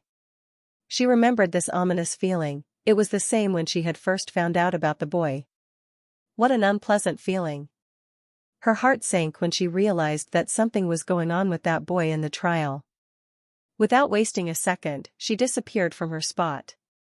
If she was late, then who knows what would happen. She had spent a lot of time with Oliver and knew that he was not a bad kid, he was kind and was obedient, although he would occasionally put things in her food, he was a normal child. She did not know what had happened for the sky to turn like this. She knew if something or someone interfered wrongly, the entire clan could suffer. This phenomenon was too big and too terrifying. It would inevitably draw the attention of many, not just in the clan but outside too. Not to mention, the death which was also present in the clan. The clan guardian could not help but want to curse. She shouldn't have allowed him to participate in the demon hunt. Things were about to get troublesome. The cat groaned as a headache came to her. Meow. If the cloud started to rain, then the clan would suffer irreversible damage. These were the void clouds, not some normal clouds they could easily remove. Chapter 86, Circuit of Abyss. Oliver was still suffering while the cat was searching for him. His body twitched and convulsed from time to time. His expression, however, was neutral, his facial muscles were stiff, refusing to even move. It was as if someone was performing surgery on every piece of his body while he was conscious and alive without any anesthetics. He could only bear the pain as his very nerves and tissues were bearing severe pain, but he told himself to endure it as it was for his own good. A sinking feeling appeared in his mind, it was as if he was slowly sinking into darkness. He looked around himself, but all he could feel and see was void. His mind and body were connected with the abyss now, he was drowning in the very depths of the abyss.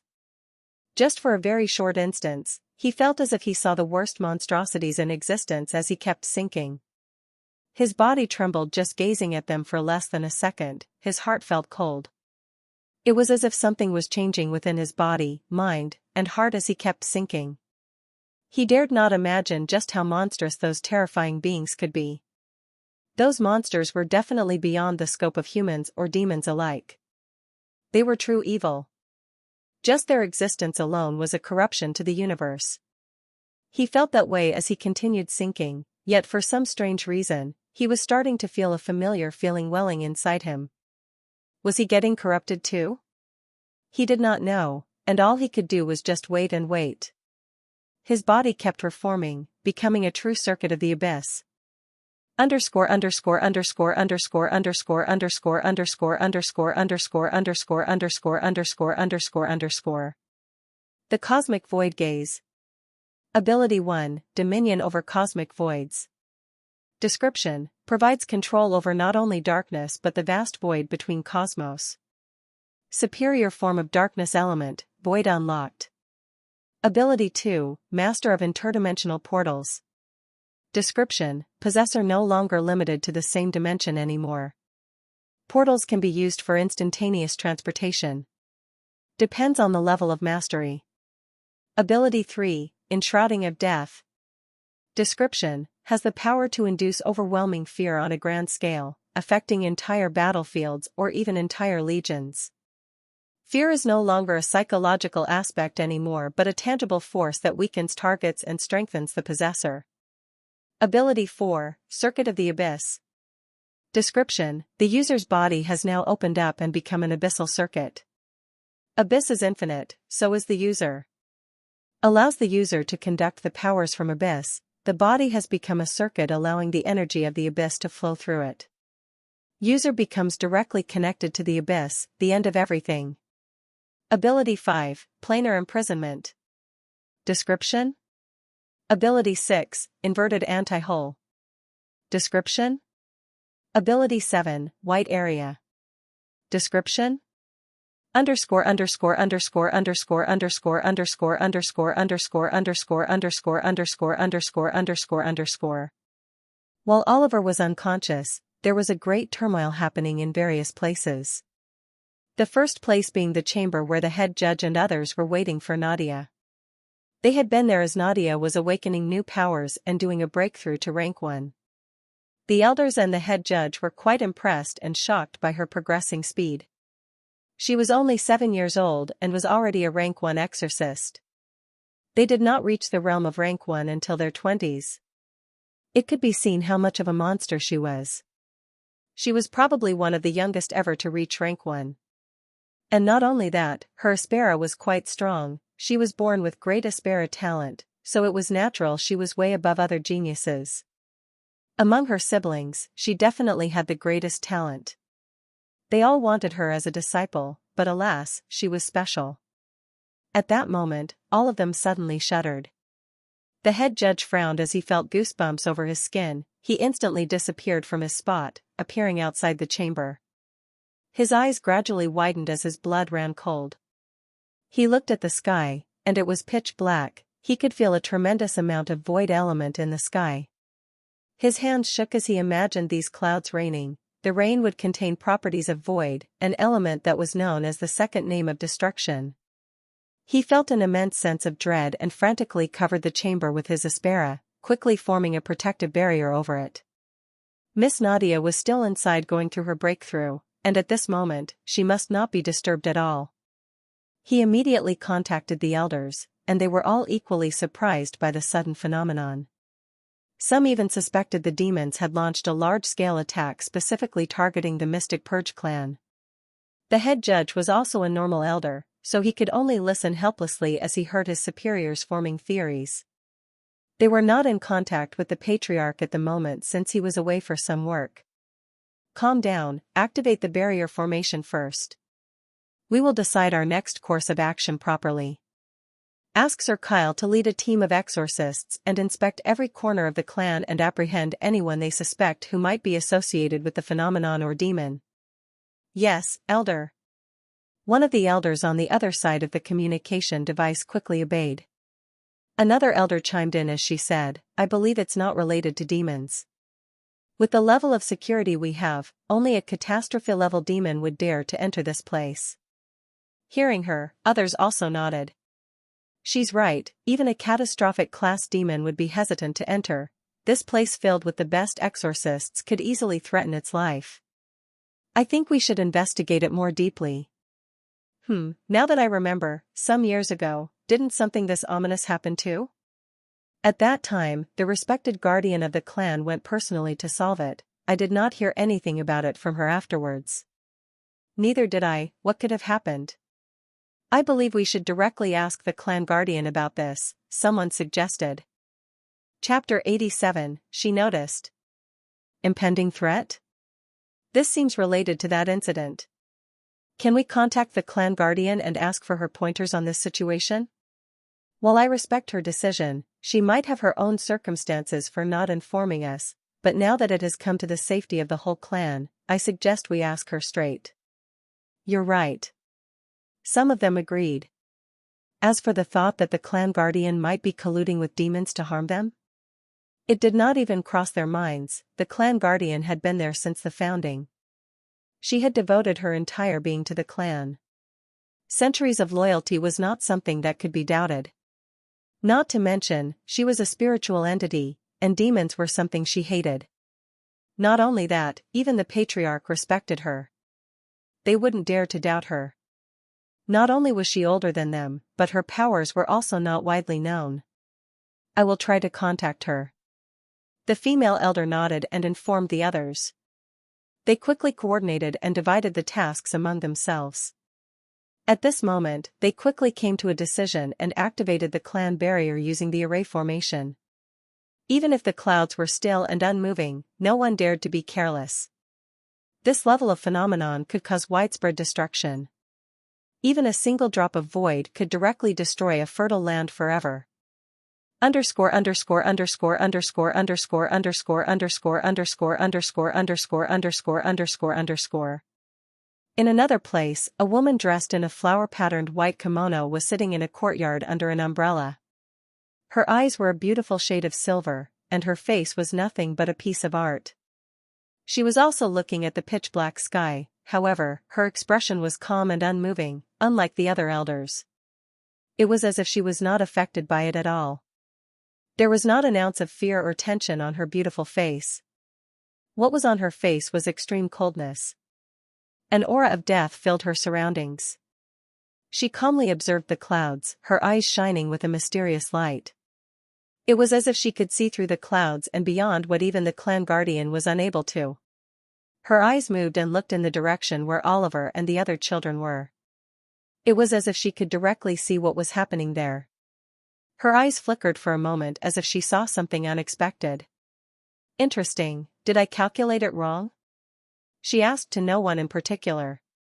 Although her voice was gentle and honey-like, her tone was chilling, cold and grave. She slowly got up and picked up her umbrella.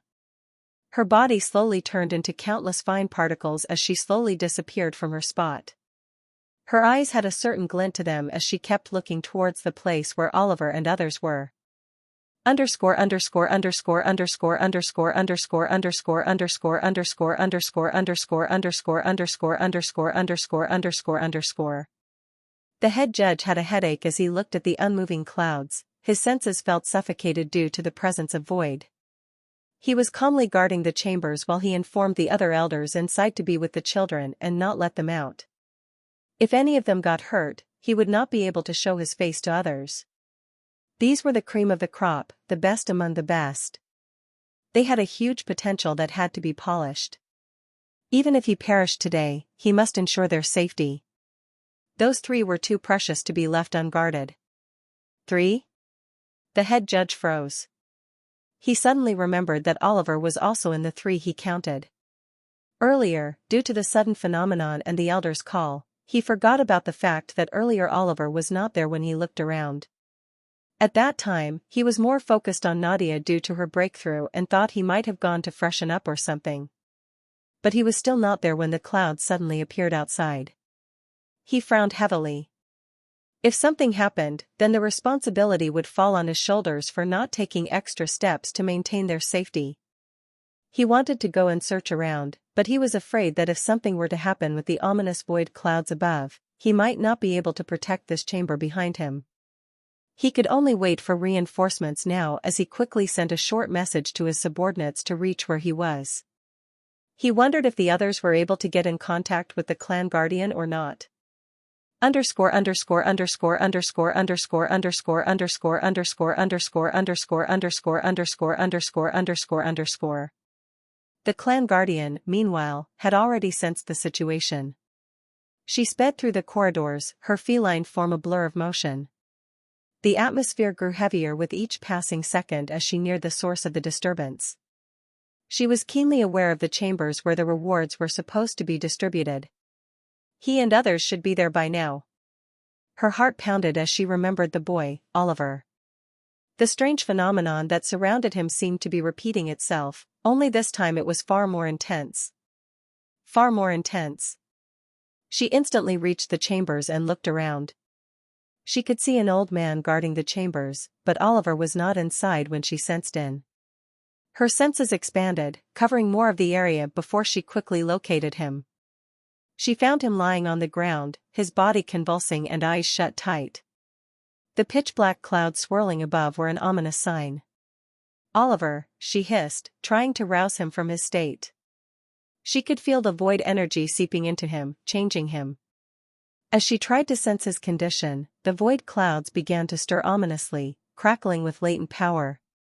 She knew that if she did not act quickly, the entire clan could be in grave danger. "He needs to be stabilized," she muttered, focusing her own powers to create a protective barrier around him. She channeled her aspera, hoping to contain the void's influence. As she did this, the void clouds trembled as if they would rain at any moment. The onlookers could not help but shudder, feeling the ominous aura above them. A feeling of dread was present inside the hearts of every person at this moment. The only sense of relief was the clan barrier over their heads. The oblivious ones who could not feel the true nature of the threat merely considered the clouds as thunderclouds that were darker than usual and continued with their lives as usual. However, those with heightened senses knew better. They watched the clouds with bated breath, knowing that the slightest disturbance could unleash untold destruction.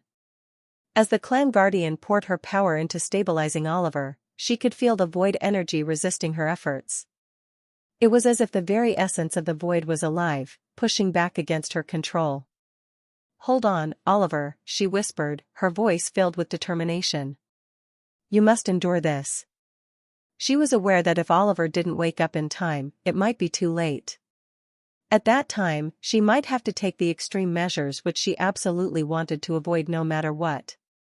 Oliver's convulsions began to slow, his body gradually calming as the void energy was contained.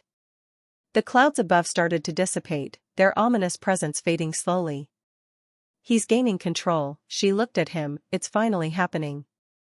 Finally, after what felt like an eternity, Oliver lay still, the void energy contained within him. The clan guardian sighed in relief, her body sagging with exhaustion. "It's over, for now." But even as she said those words, she knew that this was only a temporary reprieve. The power within Oliver was something unprecedented, and they would need to be vigilant in the days to come. "He needs to learn to control this or else, in the future, I cannot imagine what might happen." She was serious when she thought about it. For now, she was glad that the cloud were slowly fading too. As she walked around his unconscious body, she couldn't shake the feeling that this was just the beginning of something far greater and more dangerous. Chapter 88, He is Awake. Oliver was still in his mindscape, he was experiencing the vagueness of being in abyss but he was unable to clearly feel anything. He would shudder from time to time whenever a monster-like entity would be seen by him. Creatures with shadowy hair as thick as leather, otherworldly faces bulging from the skin, and horrifying specifics that he was unable to see in the void. As he kept falling more and more, the creatures became more and more menacing. Suddenly, as if something clicked, he felt an even deeper sense of connection with the abyss. He felt his body anew, as if he was now in a different body, he could feel power rushing from every corner of his body. Unknown knowledge about many things suddenly rushed into his mind, he was unable to comprehend some while other pieces of the information were just as equally complex or disturbing in nature. Information regarding his new self entered his mind, it seemed that he had become a creature of abyss. Or something more.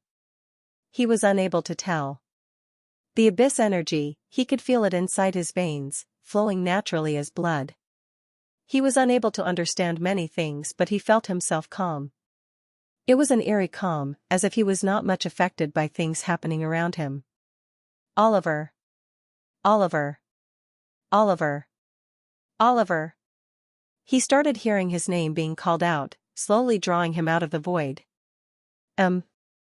He groaned, slightly confused, slowly opening his eyes. There was no pain in his body anymore. A bright light assaulted his eyes as he slowly opened them. Beautiful, he said, looking at the black sky. Well, not exactly the void clouds, but the countless colorful particles floating in the atmosphere all around. Those were the Aspera particles. He could clearly see them, more defined and more detailed. From the different colored particles, he could tell their attributes and other stuff. He could define the particles even better than before. Not only that, he felt the surroundings also felt more detailed than usual. Oliver dash. He heard a feminine sound and slowly got up and sat down. He looked around but found no one. Who called his name just now? Tug. Feeling a tug on his clothes, he looked below to see a pristine white cat. Zippy. He picked her up slowly and looked her seriously in the eyes. The clan guardian also looked back into his eyes but was momentarily stunned. His eyes seemed to have changed for some reason. She could feel a deepness into them. Eyes were the windows to one's soul and could tell a lot about the person. For an expert like her who could even read fate and future from the stars, she was naturally able to feel the immense deepness in his eyes. Something had definitely changed in him. She thought with a pondering look. For some reason, she felt an invisible pressure as she continued to look into his eyes. Those eyes felt dark, for some reason. She had fought countless demons in her lifetime and knew what was dread. She could feel an evil presence inside him, an inherent evilness. No, this shouldn't be the case? Why am I feeling this? She shook her head. The inherent evil aura that she was thinking of was something that was present in the most gruesome and fearsome entities of the world. It was not something that could be present in a child. Especially considering he was a kind-hearted boy to begin with. She was unable to pinpoint what was causing it and what exactly was it, but she knew it had something to do with the phenomenon above and his mysterious power from before. Did you just speak now? Oliver looked at the clan guardian curiously. He felt that the clan guardian forgot that currently she was acting as his pet, a normal pet. Meow, she shook her head and replied. You are shaking your head, this means you understand me, right? He could tell that the clan guardian was quite stupid at acting and her skills were below average, so he did not mind her and just patted her head. How can that be? He said. I must have misunderstood. The cat also glanced at his body and was momentarily stunned. He's already rank 1, she was shocked. What's with this ridiculous amount of Aspera? She found it hard to believe. This is definitely not the Aspera level of a rank 1. She could obviously feel the Aspera radiating out of Oliver's body. He had broke through rank 1 for some reason. But how? He was a normal talentless boy with barely any Aspera, and now suddenly he not only had abundant Aspera but also way more Aspera than any genius she had seen so far. It would be hard to believe that this kid was the same kid who had barely any Aspera just a day ago. If someone sensed through him, they would feel he was nothing but a genius among geniuses. He put her down as he slowly got up. He knew things were not simple looking at those fading clouds filled with those hollow particles. And for the clan guardian to come here, he must be the cause of this. It seems she has helped me this time. He placed his hand over his chest as he felt the tremendous abyssal energy flowing inside him. And looking over at her, he felt that she was not able to sense this. In the novel, there was never been the mention of the abyss or abyssal energy, so he was able to conclude that she was not aware of it. Even though this was a complete mystery, he did not intend to tell her about it. He doubted that she had any clues about it either. He knew things were about to turn troublesome. With all the disturbances and Nadia and other girl in the chamber with the elders, reinforcements should be arriving soon. They might also be searching for him. He looked at himself. He was drenched in sweat and his Aspera was leaking out. He frowned. He could not go out like this. If he suddenly showed Aspera 10 times greater than Nadia, the clan genius, he would directly be sent to a laboratory where a group of people in white coat would operate on him. Chapter 89, Using Abyss Energy for the First Time. Did she see it? If Oliver went out with his new rank 1 status, the clan would not let him leave without getting information out of him. He felt the Aspera running through him, a warm, pulsating energy that seemed to resonate with his very core. He fell into thought about how he could hide his Aspera or somehow suppress it to not be on the level of rank 1. It was fine to reveal that he had a good amount of Aspera, but suddenly showing himself as rank 1 would be too reckless. And also dangerous. The clan might see him as a threat or a pawn to be used, neither of which he could afford. He calmly thought about various things. He remembered how the clan guardian had no reaction to the abyss energy. Abyss energy is closely related to the void element. He looked up at the fading pitch-black clouds with a knowing glance. A normal exorcist would find their senses blocked due to the presence of the void element. I should try doing that. The clan guardian observed him from the side. She suddenly saw him looking at the void clouds, and afterward, he did something unexpected. He started to suppress his Aspera by drawing in all the Aspera that was being released from his body back into himself. Her eyes widened as she saw that the Aspera slowly entering his body was suddenly disappearing. No, disappearing would be the wrong word. Aspera cannot disappear like that. He was blocking her probing through some means. She realized he was either employing an advanced technique, or something beyond ordinary suppression. She increased her force to look into him, but the results remained the same. It was as if he had a wall inside him and all the Aspera was on the other side of the wall. She was only able to sense the bits and pieces of Aspera left outside the wall, or the amount he most probably left outside for others to feel intentionally in order to cheat his rank. Right now, she felt that he was no longer a rank 1 exorcist but instead had slightly above average Aspera like others. What did he do, she wondered. She felt that he was definitely not using an Aspera suppressing technique or another concealing technique. It would not have been able to escape her brute force.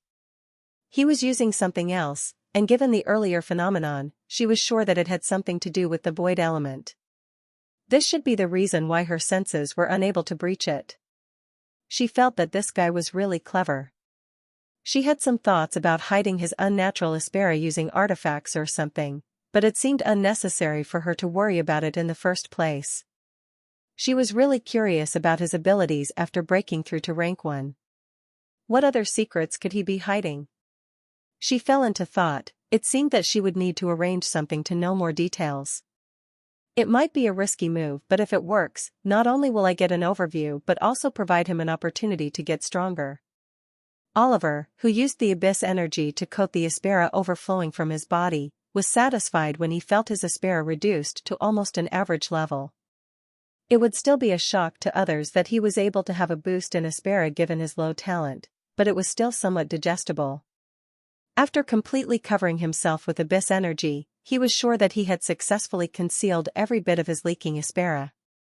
As he thought about it, he found that there were many things he was now able to do thanks to the unknown knowledge he received. He looked at the cat, who was staring at him with her big eyes and blank expression. He nodded. It was no problem if the clan guardian came to know about it. She was already aware of many things and was also aware of his earlier breakthrough. He was also grateful to her since she arrived in time and rescued him.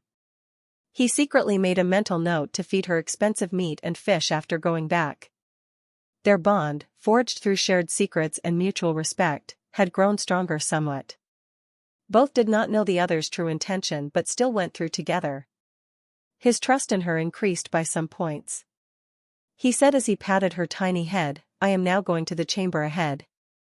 You go back, Zippy." After he said this, he directly left without looking back.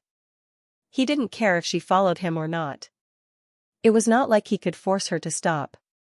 From the bushes, he was able to see the head judge standing guard, continuously observing the sky with a relaxed expression. It seemed that he was quite stressed out due to the sudden phenomenon, and now that the clouds were slowly fading away, he was more than relieved and seemed delighted.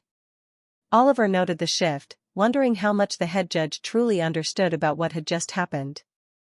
Did he know about the cause or what were his speculations about this incident? He shook his head and slowly went up to the elder who was engrossed in his own world. He moved to the side and passed by the elder, who was busy staring at the clouds. Creak.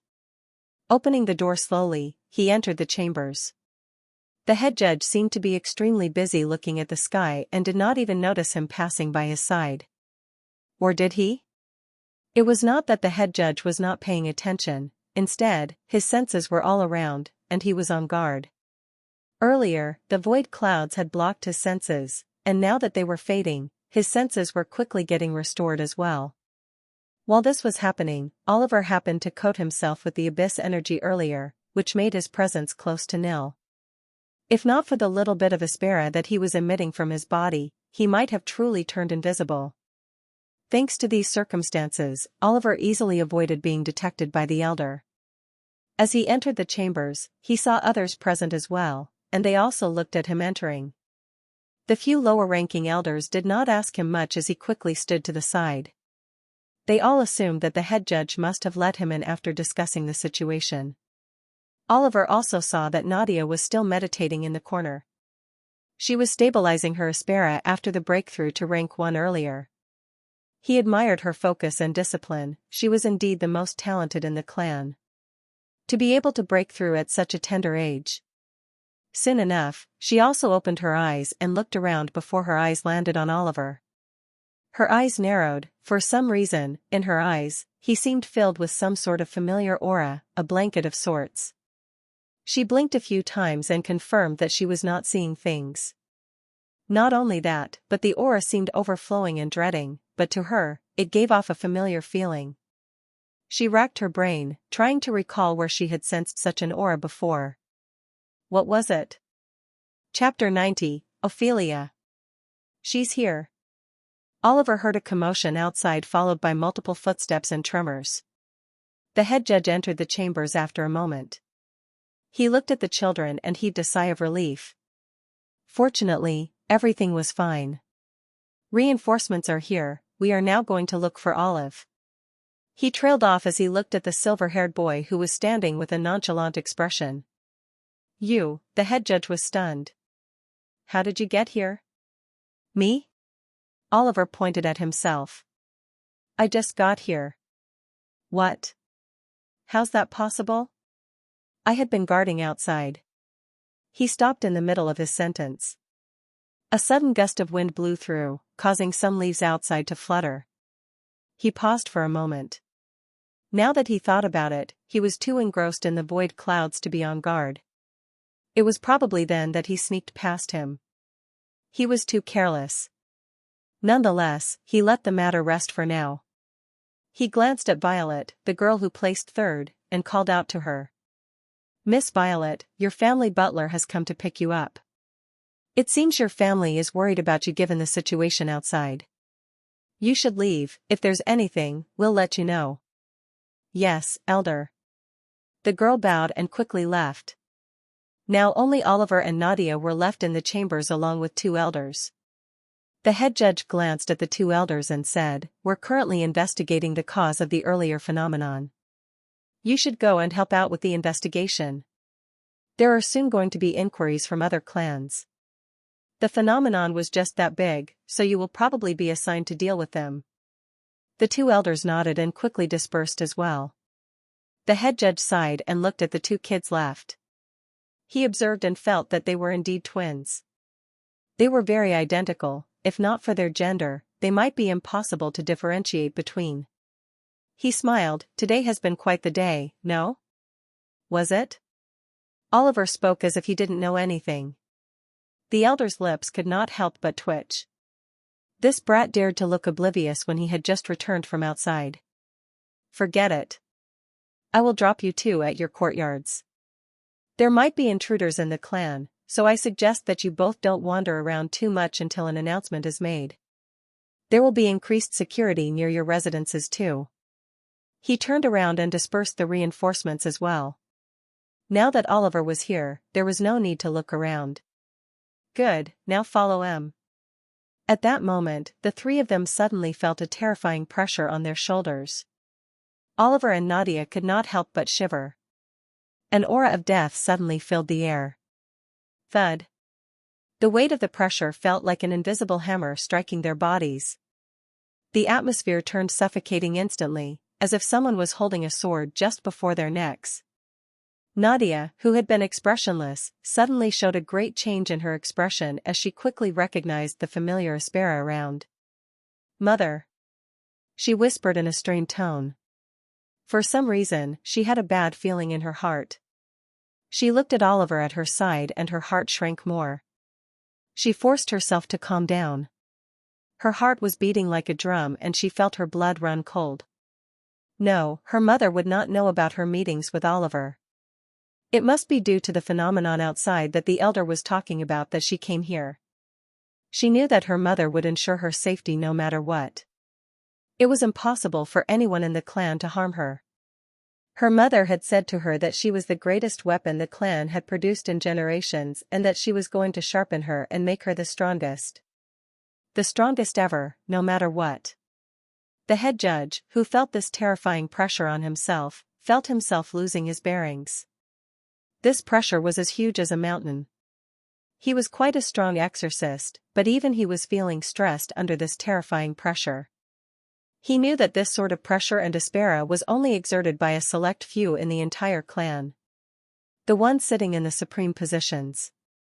He quickly went down on one knee and bowed. Someone from the main lineage had arrived here. Tap tap tap. The tapping of heels against the wooden floor was heard as a woman slowly entered the chambers. Her figure was ethereal and her movements were extremely graceful. She had long silver hair and ashen gray eyes. In one hand, she was holding a pale-colored paper umbrella and was dressed in a plain flower-patterned kimono. Oliver, who was also feeling the suffocation, saw her and his scalp went numb. Ophelia. Why was she here? He instantly connected the dots. The earlier phenomenon, it was caused by him. Did she know of it too? He felt his heart clench at that thought. If Ophelia knew about it and realized that he was not useless anymore, she would definitely not leave him alone. In the first place, he did not even know why he was left alive at birth when they found him useless. That was something he could not guess at all. There had to be a reason, he was sure of it. But forget about that. Now that he displayed a good show to the crowd, ranking second in the demon hunt, his strength was already revealed. If she were to probe him now, she would realize many things.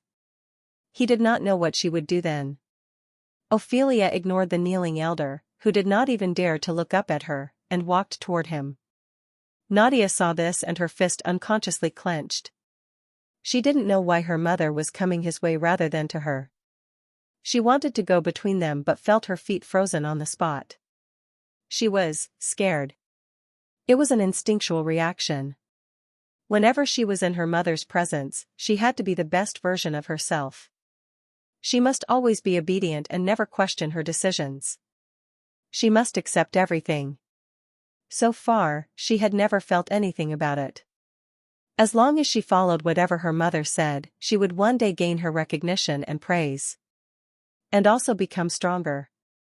But she did not know why, but her mind and heart were rebelling at the moment. For the first time, she did not want to just stand and observe. She slowly glanced at Oliver, whose eyes were also fixed on her mother. Oliver looked at her, he could see her emotionless eyes, the same eyes he had seen for the first time when he came into this world. There was not a single change in them, as cold as ever, not a single emotion or change inside them. Those eyes gave him a feeling of dread for some reason.